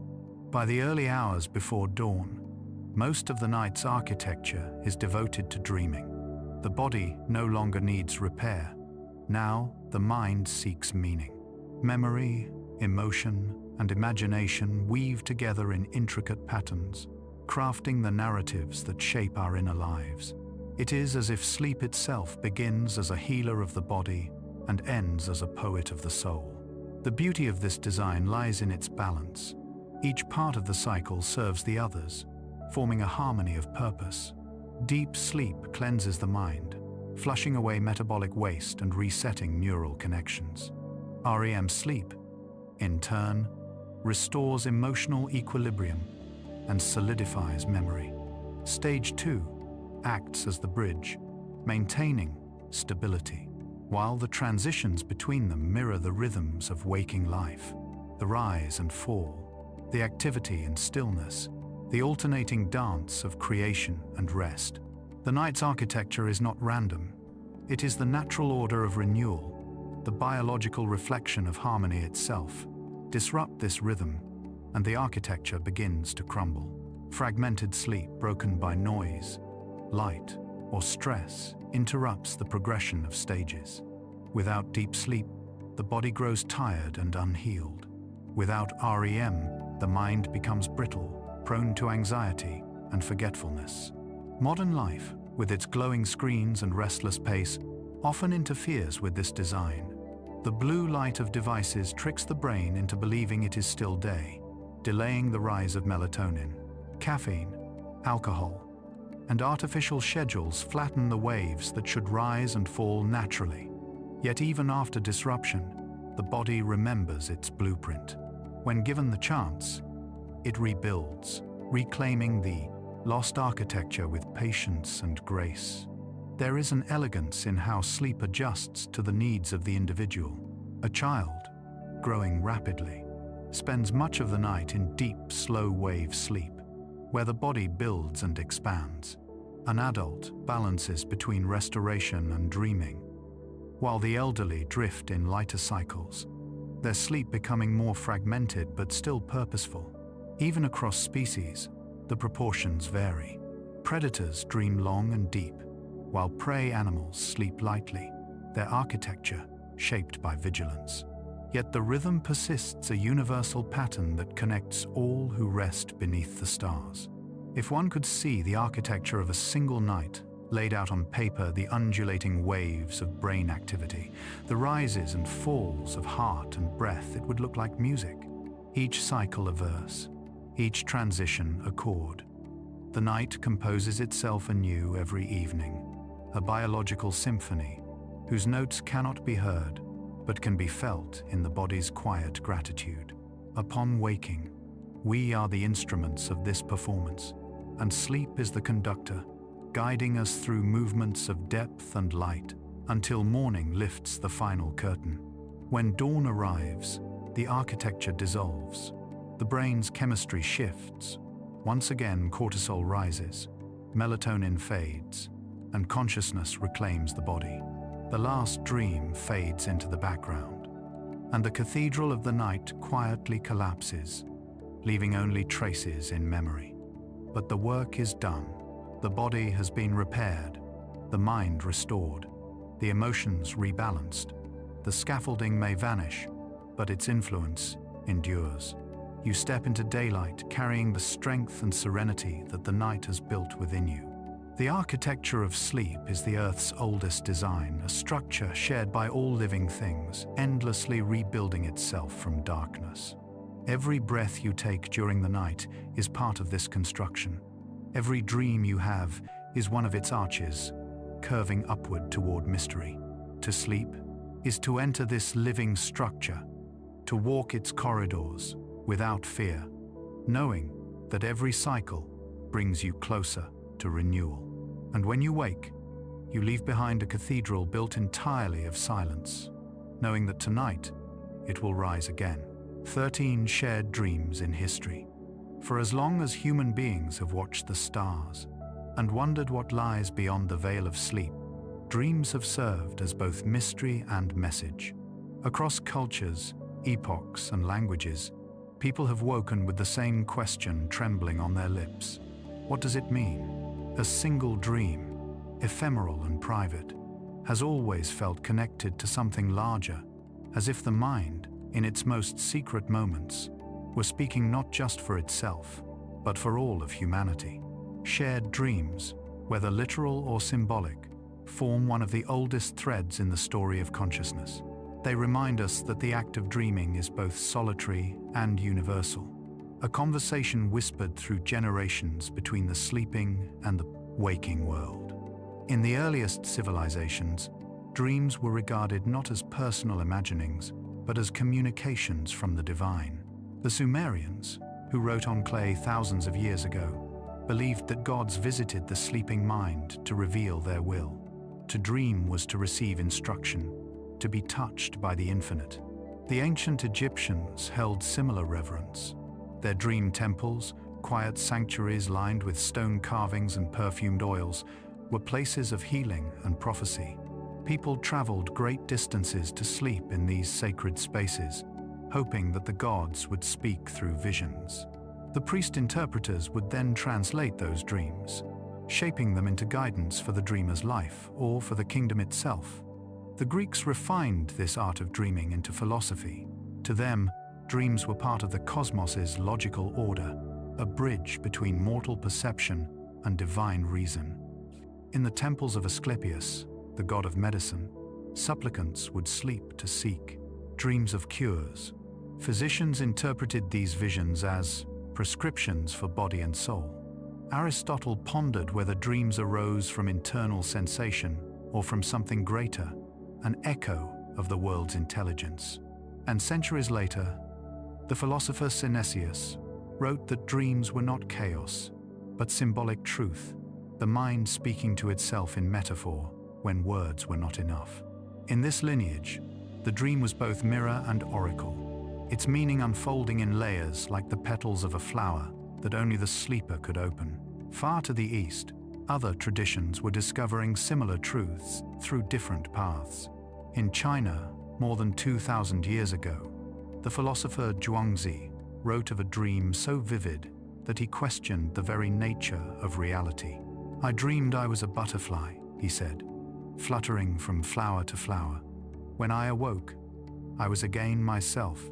But now I do not know, was I Zhuangzi dreaming I was a butterfly, or a butterfly dreaming I am Zhuangzi?" His reflection still drifts through centuries like a leaf on a quiet river, reminding us that dreams blur the boundary between illusion and being. In India, the Upanishads spoke of dreams as the third state of consciousness, a sacred territory between waking and deep sleep, where the soul could glimpse the eternal self. The dreaming mind was seen not as deceitful, but as revelatory, showing that reality itself is fluid, woven from perception. Across indigenous cultures, dreams have held equally profound meaning, often seen as a living dialogue with the spirit world. Among Native American tribes, dreaming was a communal and spiritual act. Elders interpreted dreams as guidance from ancestors or as signs for the tribe. The Ojibwe spoke of dream catchers, webs of protection meant to filter the night's visions, keeping the good and releasing the harmful. The Australian Aboriginal peoples spoke of the dream time not merely as personal dreams, but as a sacred dimension where ancestral beings shaped the world. To dream was to touch that timeless origin, to walk with those who came before, and to understand one's place within the living land. Even in the distant ice and shadow of the Arctic, the Inuit told stories of shared dreams as journeys of the soul. Shamans spoke of traveling in sleep to visit other realms, returning with knowledge that could heal or warn. These traditions echo a universal intuition that the dream world is not contained within a single mind, but exists as a shared space of spirit and energy. To dream, in this sense, is to travel into a landscape where all consciousness meets. As history moved forward, the language of dreams changed, but the fascination remained. In medieval Europe, visions seen during sleep were interpreted through the lens of faith. Saints and mystics reported dreams of angels, of celestial light, of divine voice. Entire movements were shaped by these revelations. In the Renaissance, as human curiosity turned outward to the stars and inward to the self, dreams became maps of the soul. Artists and alchemists saw them as keys to hidden knowledge. Leonardo da Vinci, whose notebooks shimmer with both invention and imagination, recorded his dreams beside designs for flying machines, as though both came from the same celestial source. When the scientific age dawned, dreams did not fade, they merely changed costume. The language of symbols gave way to the language of psychology, and the stage shifted from temples to laboratories. In the early 20th century, Sigmund Freud proposed that dreams were expressions of the unconscious mind, coded narratives of desire and repression. Carl Jung expanded the view, seeing dreams as communications from the deeper collective unconscious, a realm shared by all humans, filled with archetypes that cross time and culture. In Jung's vision, when we dream, we draw from the same ancient imagery that guided our ancestors: the hero, the shadow, the mother, the journey. Even our most private dreams, then, are connected to a vast communal story. We do not dream alone. In the modern world, technology has allowed us to study dreams with unprecedented precision. Electrodes measure brain waves. Machines track the flicker of the eyes. Yet even now, science cannot capture what a dream feels like, or why certain images hold such power. The mystery remains intact. We can record the patterns of REM, but not the emotional weight of seeing a lost friend's face, or walking through a place that never existed, yet feels like home. In this way, dreams still resist reduction. They remain, as they have always been, the meeting point of science and soul. There have even been moments when dreams seem to cross from one person to another, Lovers separated by distance have reported the same imagery. Twins have described shared visions. Cultures separated by oceans have dreamed the same myths. Whether coincidence, collective unconscious, or the quiet resonance of emotion, these experiences remind us that consciousness is less isolated than it appears. The human mind, after all, is shaped by the same patterns of fear, hope, and longing. We may dream different symbols, but the emotions beneath them are shared: the ache of loss, the yearning for connection, the wonder of flight. To look at dreams through the lens of history is to see the evolution of our own understanding. Once they were divine instructions, then psychological messages, and now perhaps they are seen as acts of self-maintenance, the brain's way of processing emotion and restoring balance. Yet beneath all these interpretations lies something constant: the recognition that dreams connect us to something larger than ourselves. Whether we call it God, the unconscious, or the collective soul, we have always felt that dreaming opens a window to the infinite. In this way, shared dreams in history are not merely stories of coincidence or faith. They are evidence of humanity's unbroken dialogue with mystery. Every culture that has ever existed has looked into the night and felt that the mind, in its quiet wanderings, touches something sacred. When we dream, we step into the same river that flowed through the Sumerian temple, through the Chinese scholar's garden, through the firelit circle of the shaman. The details change, but the current remains. Tonight, when you drift into sleep, you will enter that same current, the ancient river of dreaming that connects all who have ever closed their eyes. Somewhere, thousands of years ago, another dreamer may have seen what you will see. Somewhere, centuries from now, another may dream it again. In this way, we are joined not only by waking life, but by the invisible architecture of the night. Dreams are the thread that sews the centuries together, the shared breath of humankind as it sleeps and remembers what it means to be alive. 14. Sleep paralysis and shadow dreams. There are moments in the night when the body is still but the mind wakes too soon. Awareness returns before movement does, and the world feels strange, suspended between dream and waking. You open your eyes, yet cannot move. The air feels heavy, your breath shallow, your thoughts sharp with confusion. It is as though something unseen is pressing down upon you, holding you in the soft gravity of sleep. Around you, the room seems both familiar and altered, touched by an otherworldly shimmer. Shapes drift at the edge of vision, shadows deepen into suggestion, and a primal awareness stirs the feeling that you are not alone. This is the phenomenon known as sleep paralysis, one of the most haunting yet revealing mysteries of the human mind. For centuries, this experience has been woven into folklore. Long before science gave it a name, cultures around the world told stories of nocturnal visitors that held sleepers in their grasp. In medieval Europe, it was said to be the work of a night hag, an invisible creature who sat upon the chest and stole the breath of the dreaming. In Scandinavia, the mare gave us the very word nightmare, imagined as a spirit that rode the sleeper through the darkness. In Japan, it was called kanashibari, bound by metal, a poetic phrase capturing both paralysis and fear. In parts of Africa and the Caribbean, it was believed to be the weight of spirits, ancestors, or malevolent beings who visited when the veil between worlds thinned. Each culture gave the experience a name, a story, a shape, and yet all were describing the same strange truth: consciousness, awakening inside an unmoving body. Science now understands the mechanics behind this haunting stillness, though the mystery of its feeling remains. During REM sleep, when dreams are most vivid, the brain paralyzes the body to prevent movement. This is a natural safeguard, a gentle chemical lock that allows the mind to roam without the limbs following. The muscles are softened by inhibitory neurotransmitters like glycine and GABA, which silence the body's response to the mind's imagined motion. Normally, this paralysis ends before we wake, fading seamlessly as consciousness returns. But sometimes, the sequence misaligns. Awareness rises while the body remains in REM's grip, and for a few seconds, sometimes minutes, the dreamer is trapped between worlds.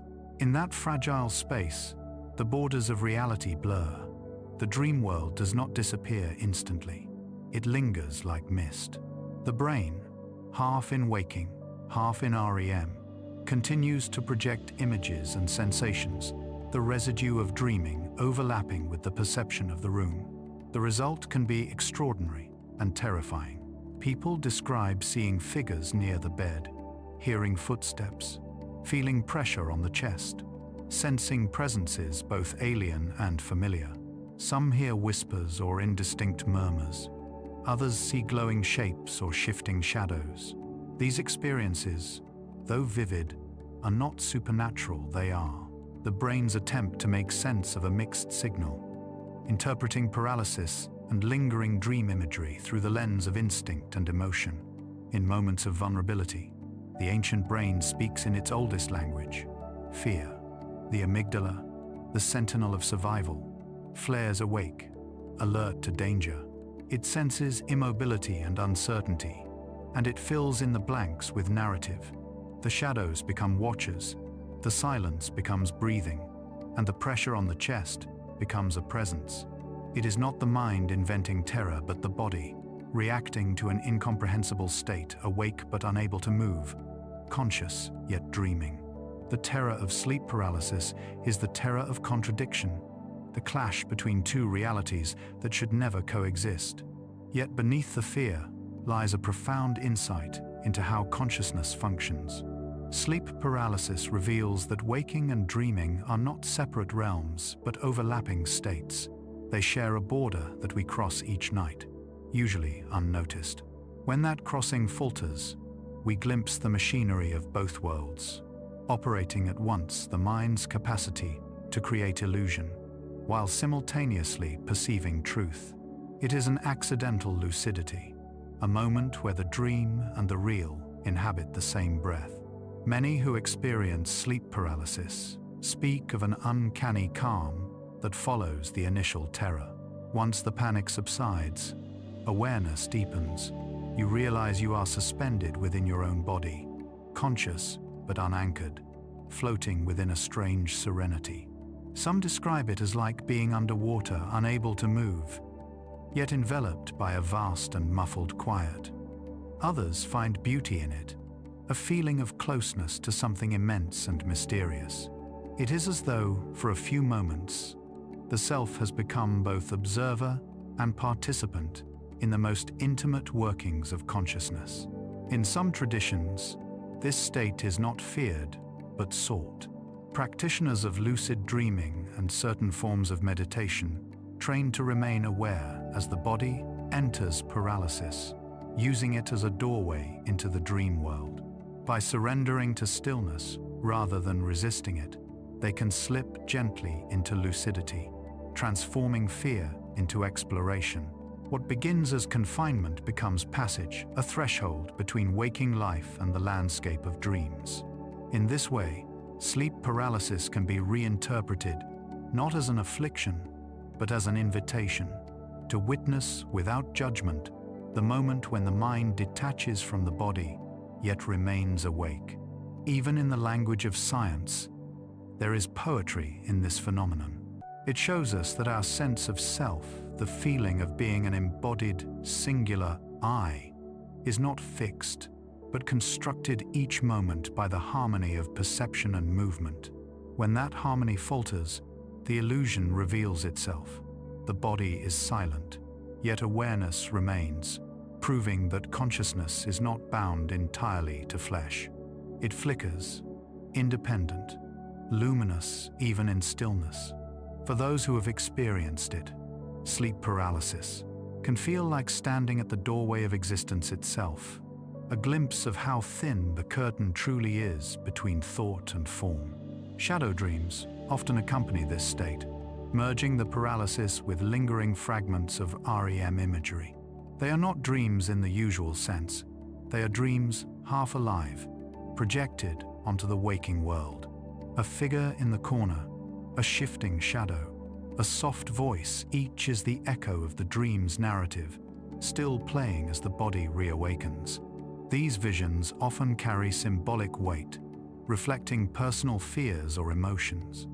A shadow might represent anxiety. The feeling of being watched might echo unresolved guilt or vulnerability. The mind, in its confusion, externalizes the inner landscape, painting emotion onto perception. What we see in those moments is not the supernatural, but the inner world turned outward, made visible by the fault line of consciousness. With understanding, the fear diminishes. Knowing that sleep paralysis is a natural part of REM's mechanics turns horror into curiosity. The next time it happens, the dreamer may choose to breathe slowly, to surrender to the stillness, to remind themselves that they are safe within the body's quiet hold. The paralysis will fade, as it always does, and the world will return. Yet something remains: the memory of having touched the seam where dream and waking meet, where the fabric of reality grows thin enough to see through. In that sense, sleep paralysis is not a mistake, but a revelation. It shows us that even the most ordinary act, sleeping, waking, breathing, is threaded with mystery. It reminds us that the mind is not confined to the daylight's narrow boundaries.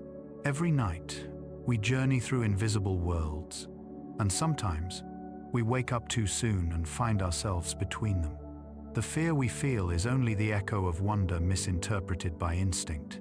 So when the next night comes and the air deepens into quiet, think of this fragile threshold with gentleness. The paralysis that once felt like imprisonment may instead be seen as the stillness before creation, the pause between dream and reality, where both exist at once. In that stillness, you are neither body nor thought, but awareness itself, awake within the dream, dreaming within the awake. And when at last you can move again, when breath deepens and the light returns, you will carry with you the quiet knowledge that even fear can be a teacher, and that within the shadowed edges of sleep, consciousness reveals its truest, most delicate form. 15. The architecture of nightmares. There are nights when sleep, usually so kind and restorative, turns inward on itself. The gentle drift into dreams becomes turbulent, and the world of rest is reshaped into something darker. In this shadowed terrain, familiar places warp, time stretches and contracts, and fear becomes architecture vast and intricate, designed by the very mind that trembles within it. These are the nightmares, the strange cathedrals of dread that rise from the hidden chambers of the psyche. They are as ancient as dreaming itself, woven into the biology of sleep and the mythology of humanity. Though we fear them, they serve a purpose as vital as breath: to confront, to release, and to transform what would otherwise haunt us silently. A nightmare begins in the same place as any dream, deep within REM sleep, where the brain is awake within the body's stillness. The emotional centers, particularly the amygdala and the limbic system, are alive and pulsing, while logic and reasoning grow quiet.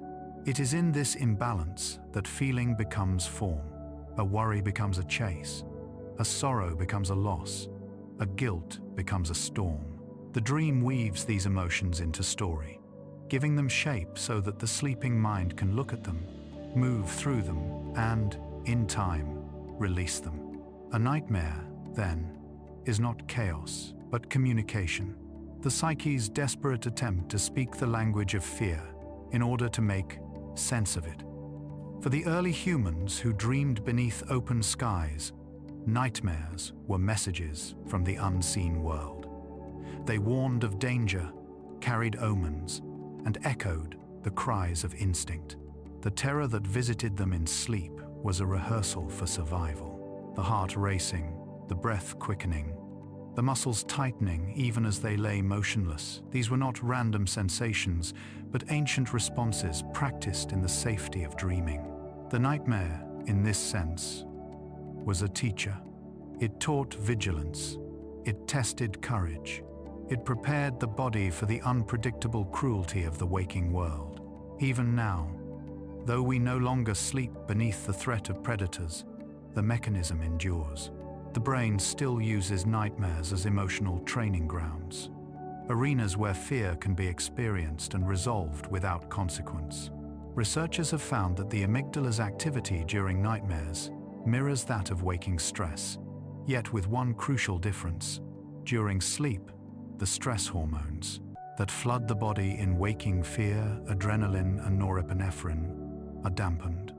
The dream creates the feeling of terror without the full physical aftermath, allowing us to process fear safely.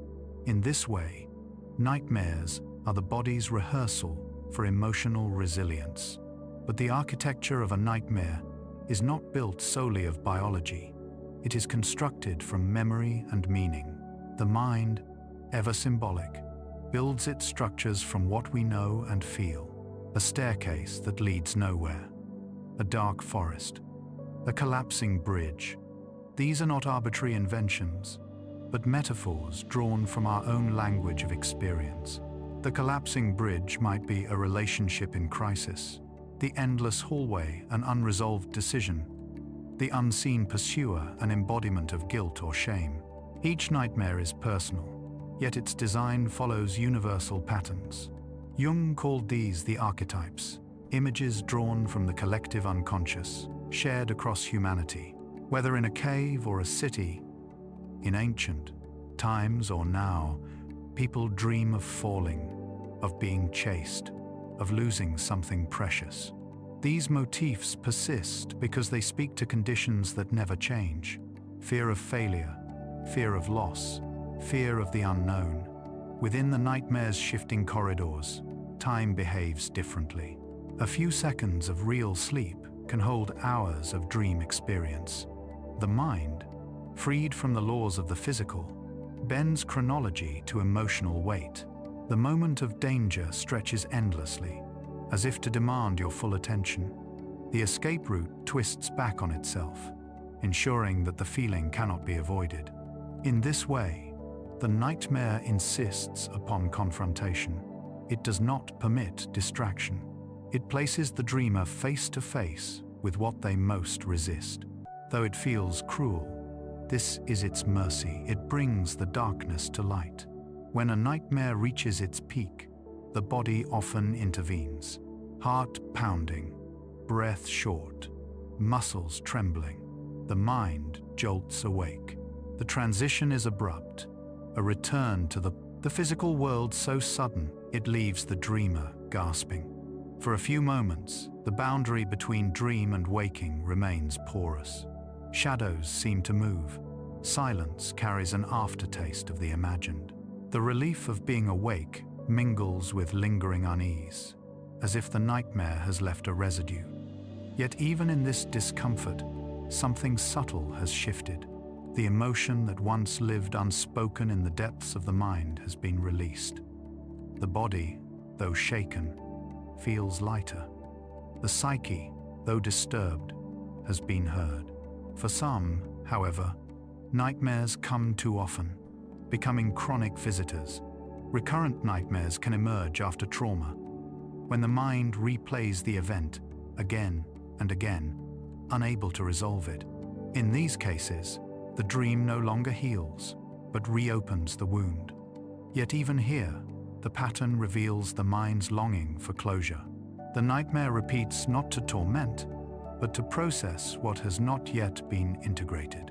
Treatments that help the dreamer rewrite the nightmare, visualizing a different ending, transforming the monster into a guide.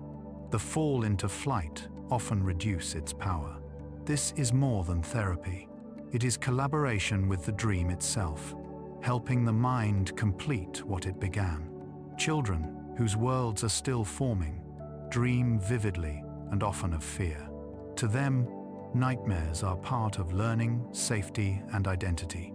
A child who dreams of being lost, chased, or swallowed by shadow is practicing awareness, the early mind testing the boundaries of control and trust. Comfort after a child's nightmare does more than soothe. It teaches that fear can be faced, survived, and understood. The same is true for adults, though the symbols grow more complex. Nightmares never stop teaching. They simply evolve with us. In the ancient world, people did not separate nightmares from meaning. They recorded them on clay, carved them into stone, painted them onto the walls of tombs. To them, a nightmare was a message that demanded attention. Even now, that impulse endures. Many who wake from a nightmare feel compelled to write, to draw, to speak, to externalize the imagery so it loses its hold. This instinct is another form of healing. When we describe a nightmare, we turn emotion into narrative, and narrative into understanding. The nightmare ceases to be a haunting and becomes a story. Perhaps that is the quiet genius of these dark dreams. They transform chaos into language. They take what is formless, fear, sorrow, shame, and give it structure, however frightening. They build a house from shadow, not to trap us, but to invite us in. Each corridor we explore becomes less menacing, each monster less powerful once seen in the light of awareness. The architecture that once terrified becomes a map, a way out of the labyrinth of emotion. In this sense, nightmares are not the enemy of sleep, but its deepest expression, the mind's way of illuminating what must be faced for peace to return. When morning comes, the light seems sharper after a night of darkness. The dream fades, the heart steadies, and the ordinary world regains its shape. Yet something remains, a faint trace of wisdom, a soft understanding that even fear has purpose.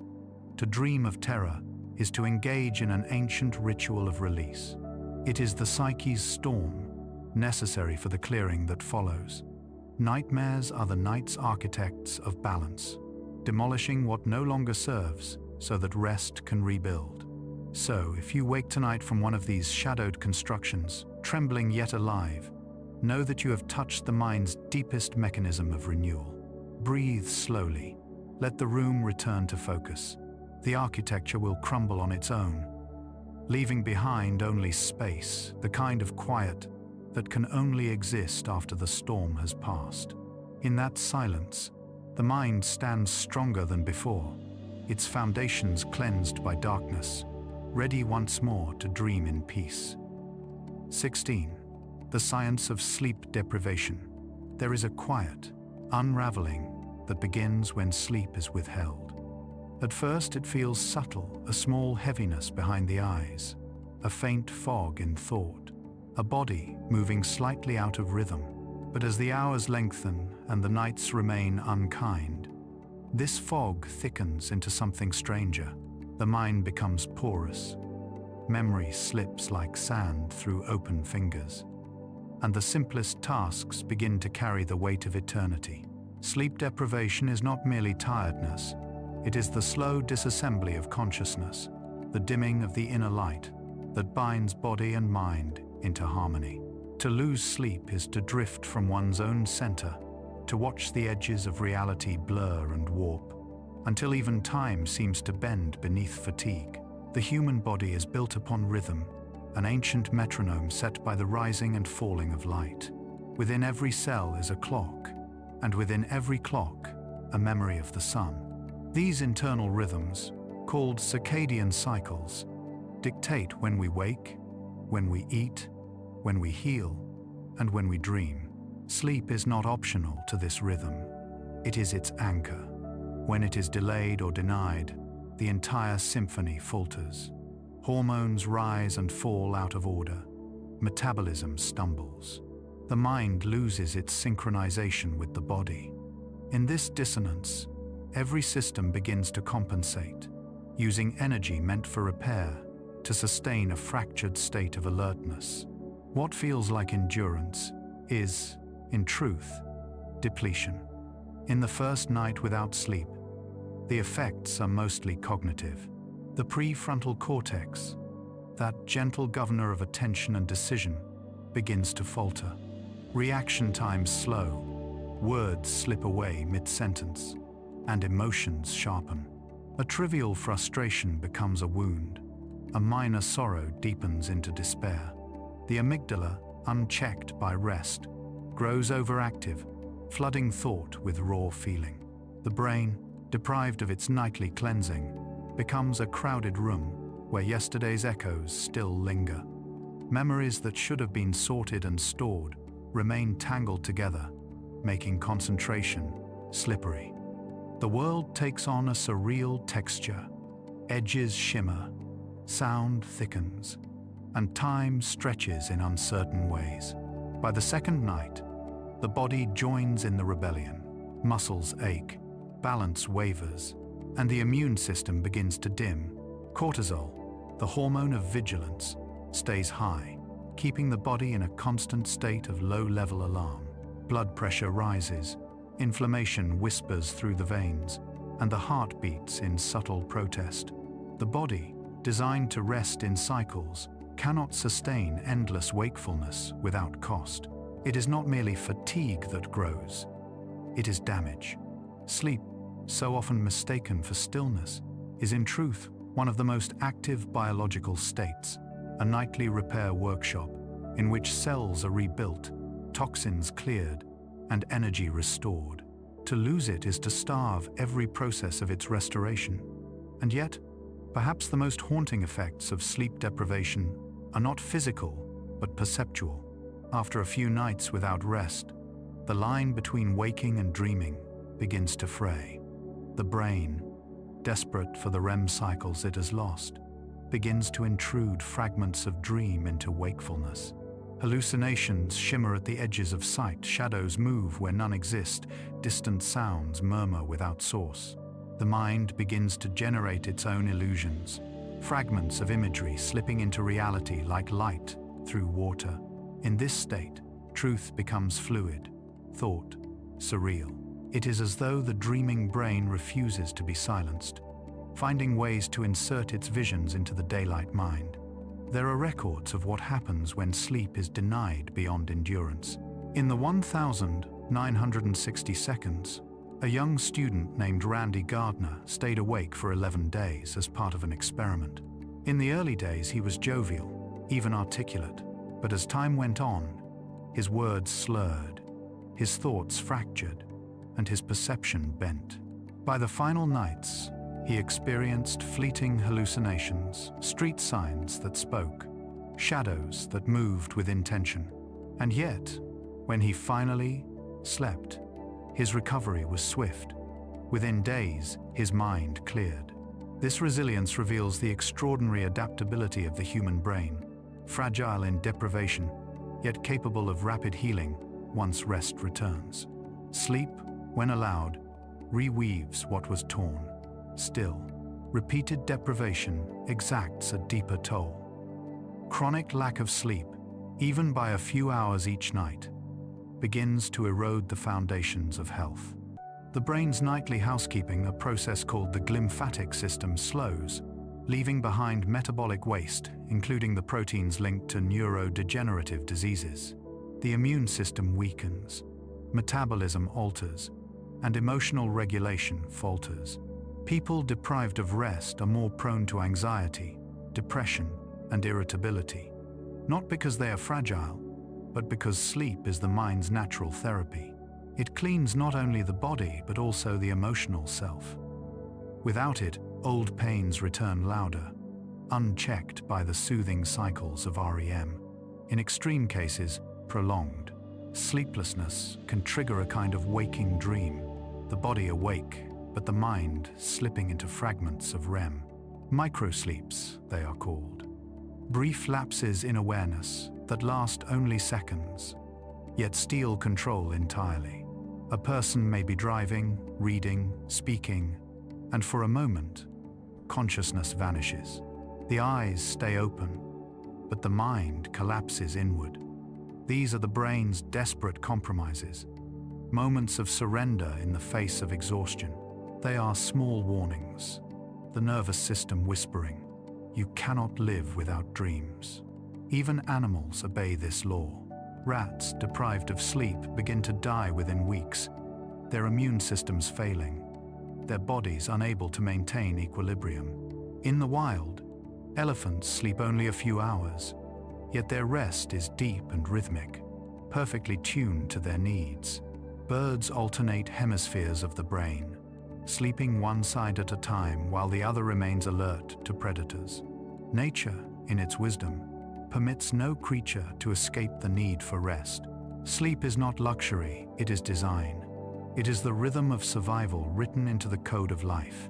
In the modern world, however, sleep deprivation has become both invisible and normalized. Electric light, screens, endless schedules, and the hum of constant information stretch the day beyond its natural limit. We drink caffeine to push back fatigue, then soothe the overstimulation with artificial calm. We call this productivity, but the cost is subtle and profound. Each night of reduced rest quietly reshapes the mind's architecture, making focus harder, empathy thinner, patience shorter. The world grows louder, harsher, more fragmented, not because it has changed, but because we have. A sleep-deprived society is one that has forgotten how to listen to its own rhythm. And yet, recovery is simple, if not always easy. The body remembers. Even after long deprivation, the first true night of rest brings deep waves of slow sleep, as if the brain rushes to restore itself. Within days, mood stabilizes, reaction time sharpens, memory returns. The heart slows, the skin warms, and the quiet joy of clarity returns like light through fog. Sleep, in its generosity, forgives easily. It does not punish, it welcomes. Every lost hour can, in time, be repaid through surrender. The price of deprivation is high, but the reward of restoration is immediate and absolute. To understand the science of sleep deprivation is to see that sleep is not an escape from life, but a vital part of it. It is a cycle of death and rebirth, carried out every night, the self dissolving into darkness, then rising renewed. When we refuse that rhythm, we deny the oldest part of our biology, the ancient wisdom that every living thing carries. The lesson is simple, but profound. To sleep is to return to balance. To stay awake beyond reason is to drift from oneself. Tonight, when the world grows quiet and your body begins to soften into stillness, remember that sleep is not weakness and rest is not lost time. It is the mind's greatest intelligence, the body's quiet genius. Close your eyes and feel the rhythms align again.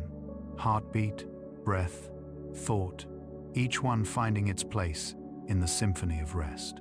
For in that surrender lies the purest form of strength, the ability to trust the night to hold you, to heal you, and to remake you in the gentle silence where all life begins again.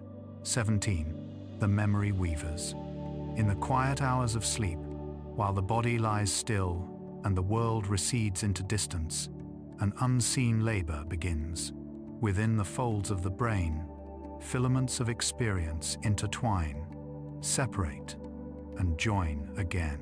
Every thought, every feeling, every moment of the day, they all drift through this silent workshop where memory is shaped and strengthened. It is here, in the dark between dreams, that the mind becomes a weaver. Each night it gathers the threads of waking life and spins them into the fabric of the self. Memory is not stored. It is crafted, reworked, and rewoven, endlessly, like cloth that must be mended by the touch of night. We tend to think of sleep as absence, as a pause, an intermission between acts of awareness.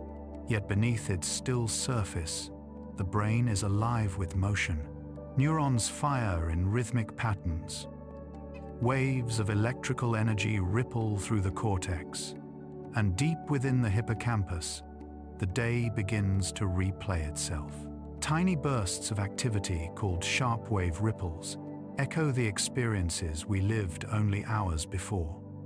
A conversation, a smell, the curve of someone's voice, the feel of sunlight on the skin. Each detail resurfaces, not randomly, but with purpose. The brain is deciding what to keep and what to let go. The hippocampus, that small seahorse-shaped structure buried deep in the temporal lobe, serves as the gateway to memory. It receives the raw material of experience, holds it briefly, and then, during sleep, distributes it to the wider network of the brain. It is the librarian of consciousness, cataloging the day's sensations and storing them safely for the future. But its shelves can only hold so much. Without the nightly act of sleep, its capacity falters, memories blur, and the world begins to lose continuity. Sleep, therefore, is not just rest, it is remembrance in motion. As we drift into the first cycles of deep, slow-wave sleep, the brain begins its sorting. The most fragile memories, those formed in the chaos of the day, are replayed and stabilized. This process, called consolidation, is the mind's method of turning experience into knowledge. The neural pathways that represent these memories are strengthened through repetition, while others, those unimportant or redundant, are allowed to fade. In this way, forgetting is not failure, but design. The brain knows that to remember everything would be to drown in noise. Sleep cleanses memory as much as it preserves it, leaving only what truly matters to the self. In REM sleep, when dreams unfurl and emotion colors every past, the scene, a different kind of weaving begins. Here, the brain does not simply replay, it connects. Fragments from different times and experiences are joined together in unexpected ways. A conversation from yesterday may appear beside a childhood memory.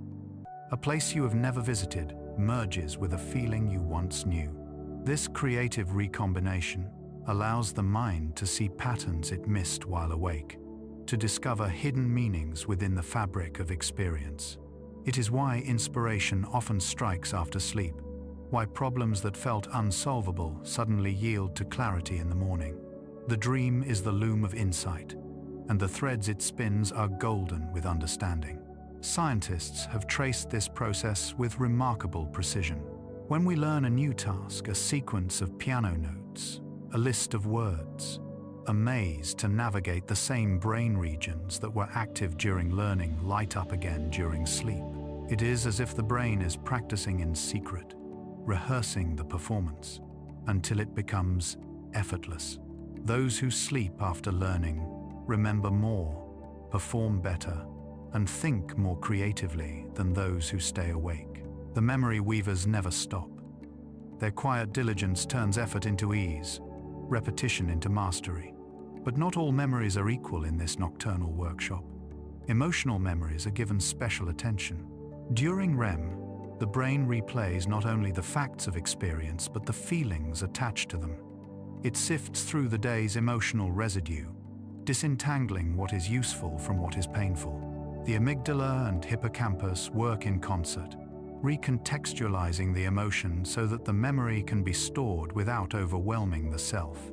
This is how heartbreak softens over time, how grief becomes gentler, how fear loses its sharpness. Sleep is the mind's counselor, gently turning agony into acceptance, chaos into coherence. In this nightly labor, dreams play a curious role. They may seem nonsensical, impossible stories woven from disparate images, but they mirror the brain's process of integration. By connecting unrelated fragments, dreams build associations that help memory retrieval later on. A face in one dream may reappear years later in another, because the underlying network has linked those memories together. We dream in symbols because the brain works in patterns, and those patterns must be unified. Every image, no matter how strange, has its place in the great tapestry of the self. There is also a quiet generosity in how sleep weaves memory. It does not favor intellect over emotion, nor knowledge over beauty. A scent, a texture, a song, all are given space within the mind's fabric. Even forgotten dreams leave their threads. We may not recall them upon waking, but they are there, woven into our moods, our intuitions, our subtle sense of continuity, the feeling of calm that lingers after a restful night, the sudden insight that seems to arrive from nowhere. These are the gifts of the Plotu, weavers, the invisible artisans of memory, working behind the veil of awareness. When sleep is deprived, the weaving falters, new memories fail to take hold, and old ones become brittle. The hippocampus, overwhelmed and unsorted, begins to misfile information, confusing past and present. Emotional regulation deteriorates, and learning becomes fragile. We forget not because the mind is weak, but because it has been denied its workshop. The looms are silent, the patterns unfinished. Only with deep, continuous sleep can they resume their work, restoring order to the mosaic of experience. There is something deeply poetic in the idea that our identities are rebuilt every night. The person who wakes in the morning is not exactly the one who fell asleep. The threads have been rearranged, smoothed, and strengthened. The mind has chosen what to keep and what to release. In this way, we are born anew each dawn, carrying forward a refined version of ourselves. The past is never static. It is a living fabric, rewoven again and again by the hands of sleep. The ancients sensed this truth long before neuroscience confirmed it. They spoke of sleep as a kind of death and rebirth, a nightly journey through forgetting and renewal. In myth, the Greek god Hypnos, the bringer of sleep, was twin to Thanatos, the god of death, and both were sons of Nyx, the goddess of night. To sleep, they believed, was to touch eternity briefly and return transformed. Now we understand the science behind it, but the poetry remains. The process is no less miraculous simply because it is biological. Tonight, as you drift into that quiet world, imagine the memory weavers beginning their work. Picture them as small lights within the brain, moving softly from one connection to another, stitching thought to emotion, sensation to understanding. Feel the day dissolve, its fragments turning to thread. The laughter, the worry, the kindness, the silence, all of it is being arranged into something whole. You are not losing yourself in sleep. You are being remade by it.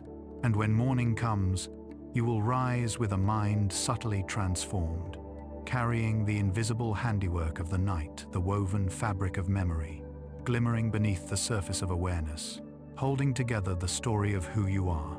18. The infinite mind. When we fall asleep, we believe we are leaving the world that consciousness dims, fades, and disappears into darkness. Yet the truth is stranger, more beautiful, and infinitely more vast. Sleep does not extinguish awareness, it transforms it.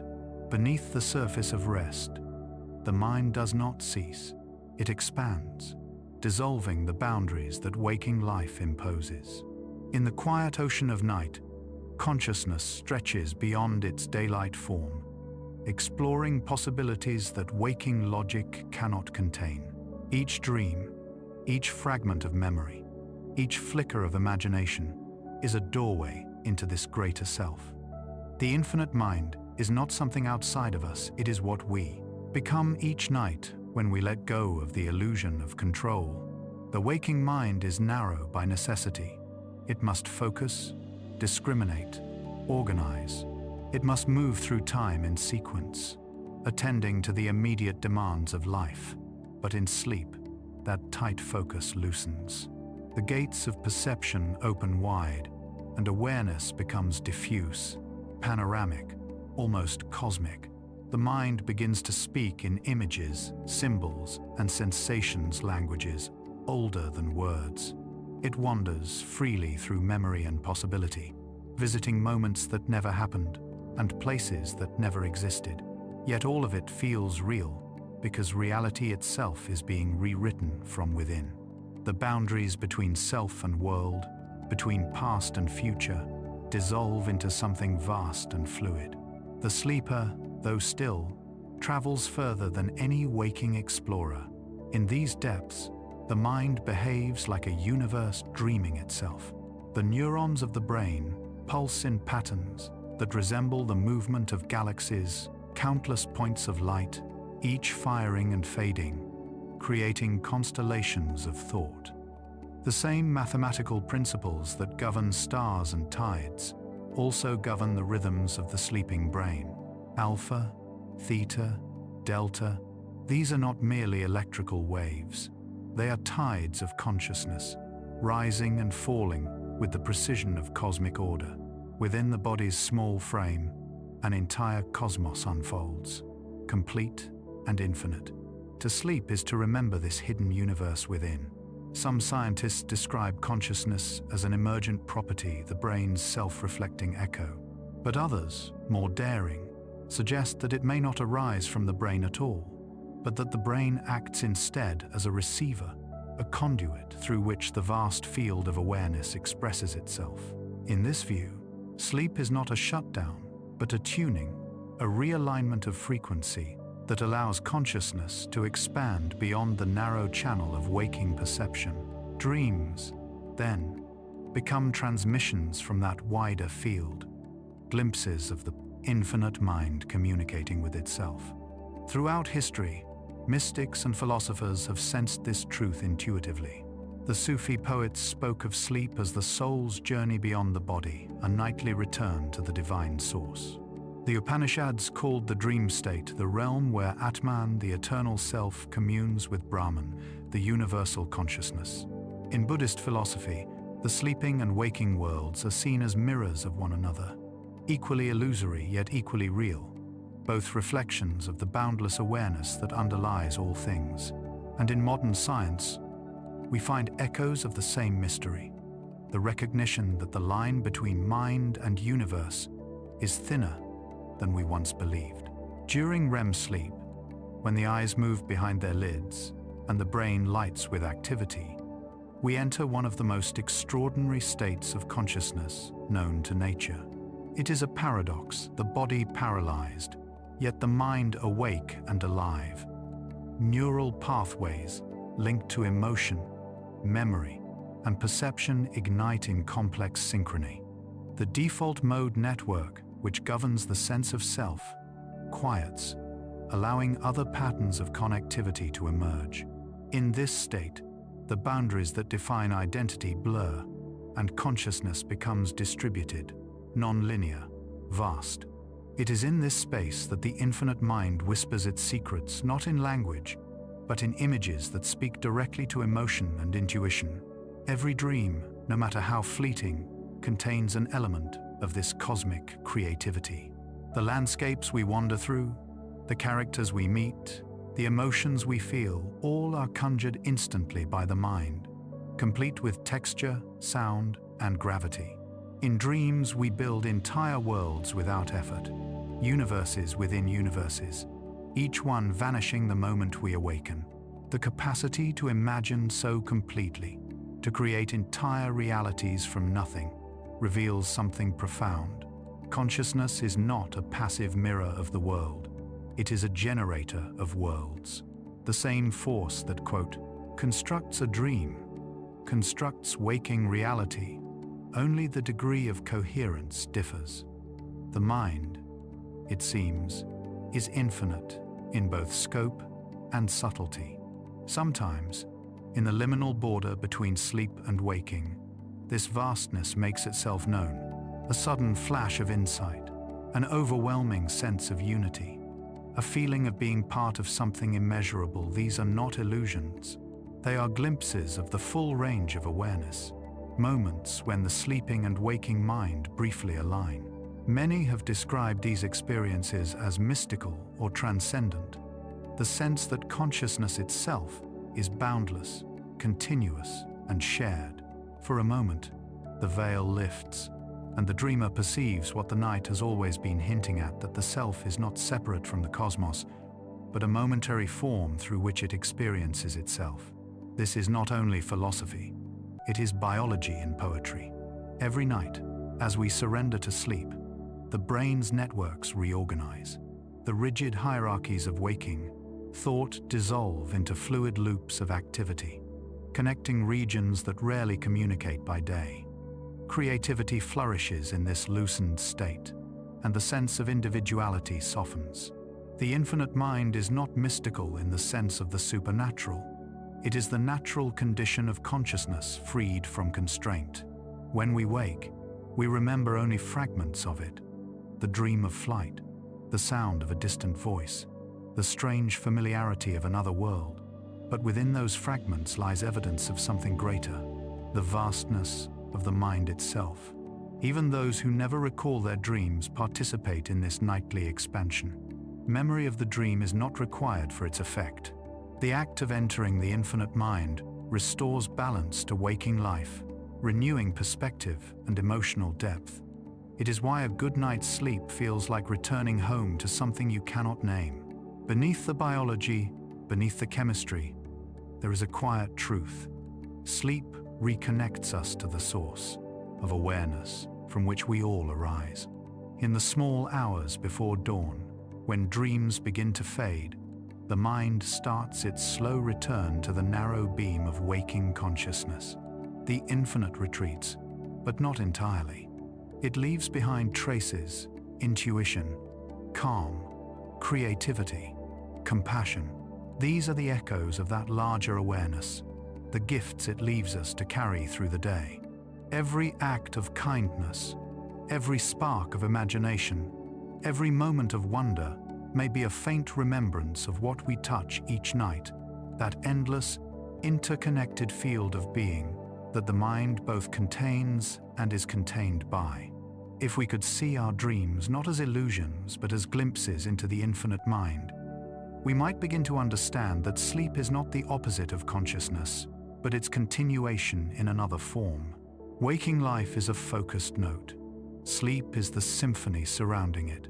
The mind is not confined to the skull, it extends, through perception and imagination, into the universe itself. When we dream, we participate in the cosmos thinking itself. Tonight, as you drift towards sleep, imagine your consciousness expanding like ripples across water. Feel yourself dissolving gently into that vast ocean of awareness that holds every thought, every life, every star. There is no boundary, no separation, only the quiet unity of existence breathing through you.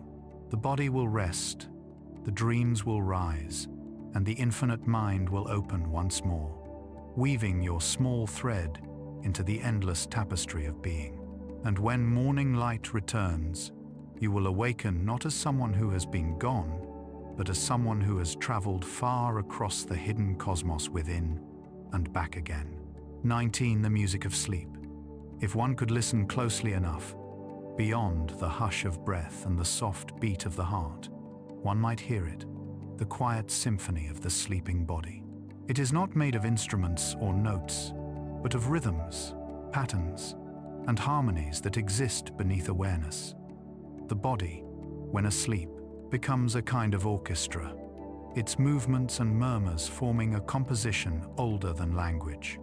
Each heartbeat is a drumbeat, each slow breath a cello note drawn across the strings of time. Even the rise and fall of electrical waves in the brain move in measured cadence, as if conducted by an unseen hand.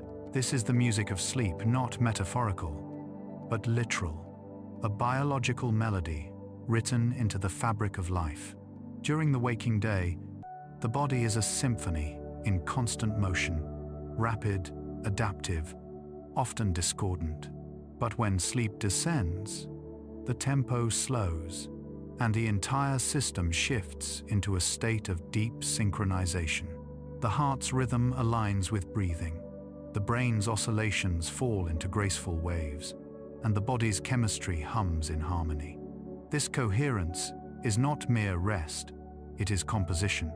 In sleep, every organ, every cell, every molecule joins in a rhythmic dialogue that restores balance. What we call peaceful sleep is, in truth, a perfectly tuned concert between mind and matter. In the first movements of this nocturnal symphony, as consciousness begins to drift away, the brain releases bursts of electrical energy called sleep spindles. They flicker through the cortex like sparks in darkness, their tempo rising and falling in gentle clusters. These spindles act as bridges between awareness and oblivion, marking the passage into deeper sleep. Scientists studying their patterns have noticed something remarkable. They resemble the rhythmic structures of music, with repeated motifs and pauses that form a natural beat. The brain, in its descent into stillness, is composing. As the night deepens, the music slows. The waves of brain activity lengthen into sweeping delta rhythms, vast and steady as the roll of the ocean. During this time, the body repairs itself. Hormones surge in silent crescendos. Growth hormone, melatonin, immune signals all rising and falling in patterns that mirror the flow of sound. The temperature of Finland, the body lowers in gradual diminuendo, allowing the heart to rest.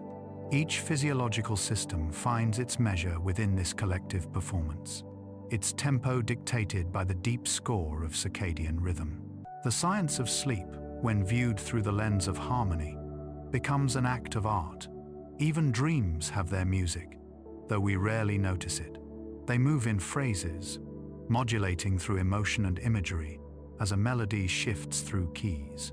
The dream may begin with tension, build to chaos, then resolve into calm, not unlike a symphony that journeys through discord toward beauty. Emotions within dreams are rarely static. They swell and fade with an inner rhythm, as though the subconscious mind understands music intuitively. Fear becomes crescendo, joy becomes refrain, silence becomes rest. The dream is the soul's improvisation, free, fluid, endlessly inventive. Researchers have discovered that the brain's auditory centers remain active even in sleep. We continue to respond to tone, to pattern, to rhythm. A mother can sleep through thunder, but wake at the sound of her child's sigh. A song playing faintly in the distance may weave itself into the dream, reshaping the narrative's mood. This sensitivity to sound is ancient, perhaps primal, a relic of survival, when the smallest noise might signal danger. But beyond evolution, it speaks to something more poetic, that we are creatures of vibration, born of rhythm, sustained by the oscillations of life itself. Even in sleep, we cannot escape the music of existence. The body's rhythms do not simply accompany sleep, they are its foundation. Heart rate variability, the gentle fluctuation between beats, mirrors the depth of rest. When we are deeply asleep, the intervals between heartbeats stretch and contract with elegant precision, creating a physiological rhythm akin to a slow, deliberate waltz. The lungs follow suit, their inhalations and exhalations syncing in patterns of calm. This balance between breath and heart is the true lullaby of life, sung without sound. It is the rhythm every infant learns before birth, cradled by the mother's pulse, the first music any of us ever know. In modern medicine, researchers have translated this concept into data and graphs, mapping the electrical and mechanical music of sleep. EEGs trace the symphony of the brain. Heart monitors chart the percussive line of circulation, and breathing sensors capture the low hum of respiration. Yet when all of these signals are viewed together, what emerges is not chaos, but composition, a unified, cyclical score that repeats night after night.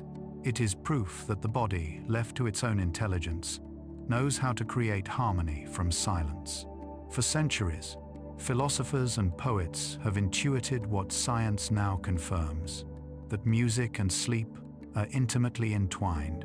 Both restore, both unify, both speak in rhythm rather than reason. The ancient Greeks believed that sleep came from Hypnos, the son of Nyx, and that his twin brother Thanatos, death, shared his silence.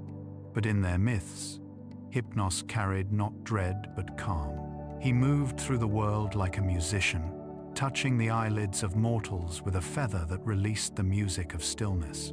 In the East, yogic teachings describe deep meditation and sleep as the resonance of Om, the universal vibration that holds all sound, all being, within it.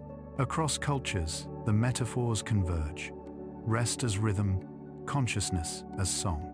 Music can also guide us back into that harmony when modern life pulls us away. Studies show that certain tempos, especially those that match the resting heartbeat, help induce sleep.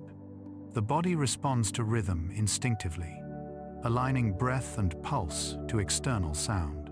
A lullaby, a soft instrumental piece, even the sound of rain, all can coax the nervous system into synchrony. The listener becomes performer and instrument both, as their internal tempo merges with the world outside. In this way, to fall asleep is to rejoin the greater orchestra of existence. There is another kind of music that arises only when silence becomes absolute, the inner music of stillness. When all external sound fades, one can sometimes hear a faint hum within the ears, the whisper of circulation, the murmur of one's own blood. Monks who meditate for years speak of hearing this internal song, calling it the nada, the soundless sound that connects all beings. It is not auditory, but vibrational, a reminder that the universe hums even in stillness. During sleep, when the conscious mind releases its grip, we return to that hum, that resonance that pulses through every living thing. If you could visualize the body in sleep, its waves of breath, its subtle fluctuations of energy, the synchronized dance of its cells, it would look like a slow, glowing symphony. The neurons would flicker in patterns of light, the heart would pulse with rhythmic grace, and the breath would flow like melody through the darkness. Every part of you would be moving, not in chaos, but in coherence. To listen to this invisible music is to understand that sleep is not an end, but a continuation. The sound of life tuning itself anew each night. When morning comes, the tempo quickens again. The music changes key. Hormones rise, heartbeats accelerate, and consciousness begins its ascent. Yet something of the night's harmony lingers. You wake with the residue of its melody, the calm of balance restored, the clarity of a mind once more in tune with itself. In this way, sleep is not only healing but composition.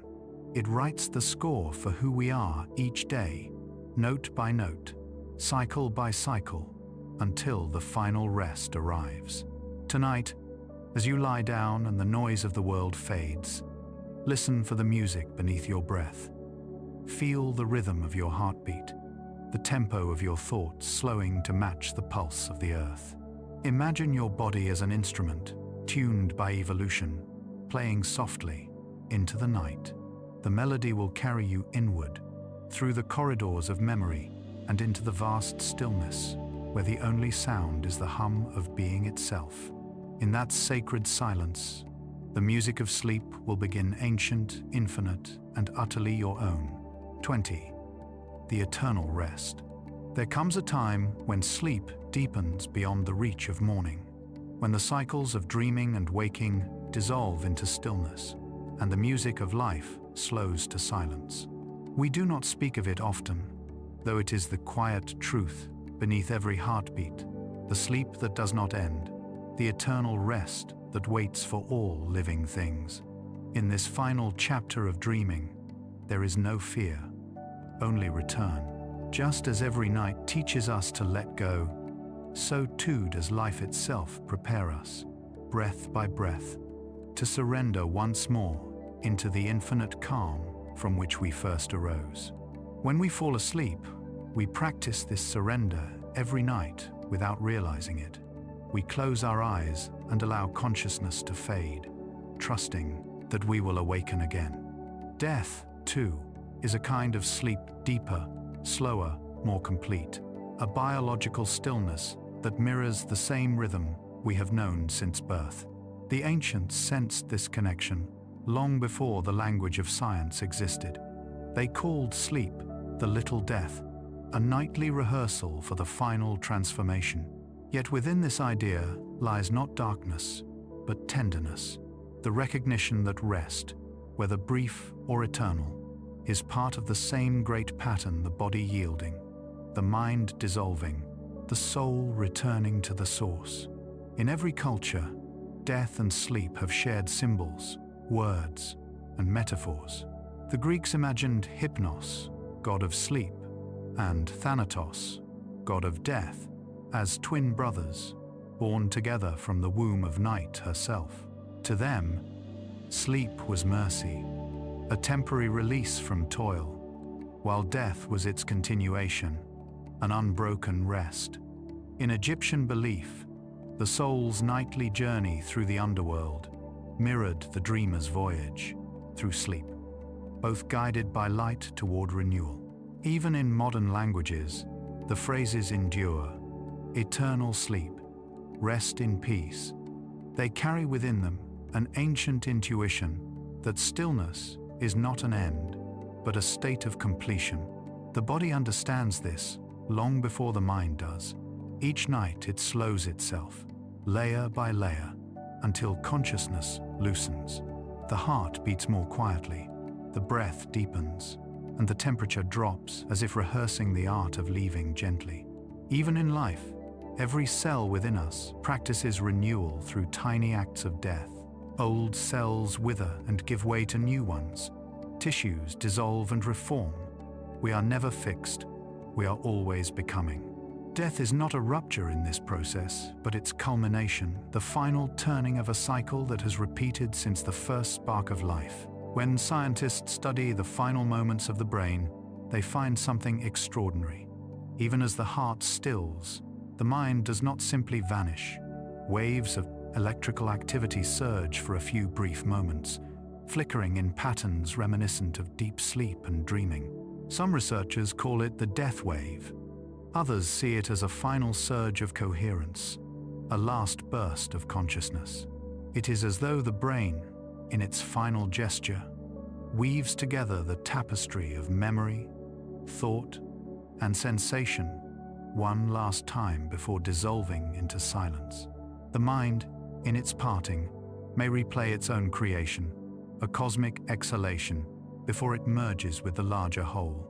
To imagine eternal rest as peaceful is not to deny grief, but to recognize continuity. Nature does not waste, it transforms. The atoms that make the body do not end. They return to earth and air, to wind and sea, to become part of new forms. The carbon of our breath will feed the leaves of trees. The water in our veins will rise into clouds. The light within our eyes will scatter back into stars. Every ending is an exchange, a handing over of energy to the next rhythm of existence. Just as sleep restores the body each night, death restores the universe, the great cycle balancing itself with infinite precision. And yet, in a deeper sense, something of consciousness may remain, not as a memory or a ghost, but as participation in the infinite mind of which all awareness is a part. If our thoughts and dreams are expressions of the cosmos, reflecting upon itself, then perhaps death is not departure, but reunion, the return of the drop to the ocean, the spark to the fire. We spend our waking lives speaking in fragments of this unity, but in death we may become the language itself. Sleep teaches us how to trust this surrender. Every night, we let go of identity, time, and world, and yet we awaken renewed. It may be that death is simply the same act, extended beyond morning, the final awakening, not from sleep, but into wholeness. For those who remain behind, the silence of eternal rest feels immense.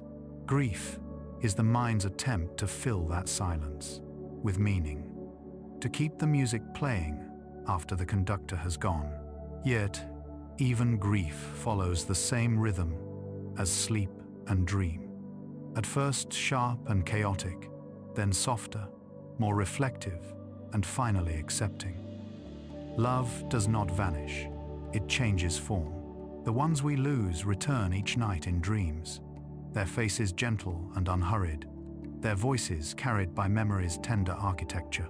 They visit not as specters, but as patterns, echoes in the fabric of mind, woven into the same field of consciousness that continues to dream through us all. The eternal rest is not something to fear, for we have known it countless times already. Before birth, we rested within silence. After each day, we return to it in sleep. The same calm that holds the stars in their orbits holds us as well. When our eyes finally close for the last time, the transition will not be abrupt, but natural, like the slow fading of music into silence, where the final note continues to resonate long after it has been played. There is beauty in that silence, and within it, continuation. In this way, death completes the circle that sleep begins. The rhythm of existence, inhale and exhale, birth and decay, waking and dreaming continues without end. The night is not the opposite of day, nor is death the opposite of life. They are reflections, mirrors facing one another, infinite in depth. To rest eternally is to become part of that rhythm fully, to dissolve into the very music that once moved through us. Perhaps this is why sleep feels so sacred, why we seek it instinctively, and why its absence feels unbearable. On some deep level, we recognize it as home, a rehearsal for the peace we will one day return to. The stillness we find each night, the moment when thought releases and breath deepens, is not unlike eternity itself, vast, kind, and without boundary. When you fall asleep, you do not fall away from life, you fall into it more completely. So when that final night arrives, as it will for each of us, gently or suddenly, quietly or in light, may we meet it as we meet every night's descent into sleep. May we breathe softly, trusting that the same force that has carried us through every dream will carry us through that one as well. There will be no fear, only remembering the recognition that we have done this all before, countless times, in smaller ways. The eternal rest will not feel strange, for it is simply the longest, deepest sleep, the one in which we do not awaken, because awakening is no longer necessary. In that endless stillness, all distinctions fade between self and world, between sound and silence, between memory and creation. We will become the rhythm itself, not the listener. We will become the light behind the eyelids, the hum that never ends. And perhaps, in some way beyond words, the universe will continue to dream through us, endlessly, as it always has. For in the great sleep of existence, nothing is lost, only transformed into another verse of the same eternal song.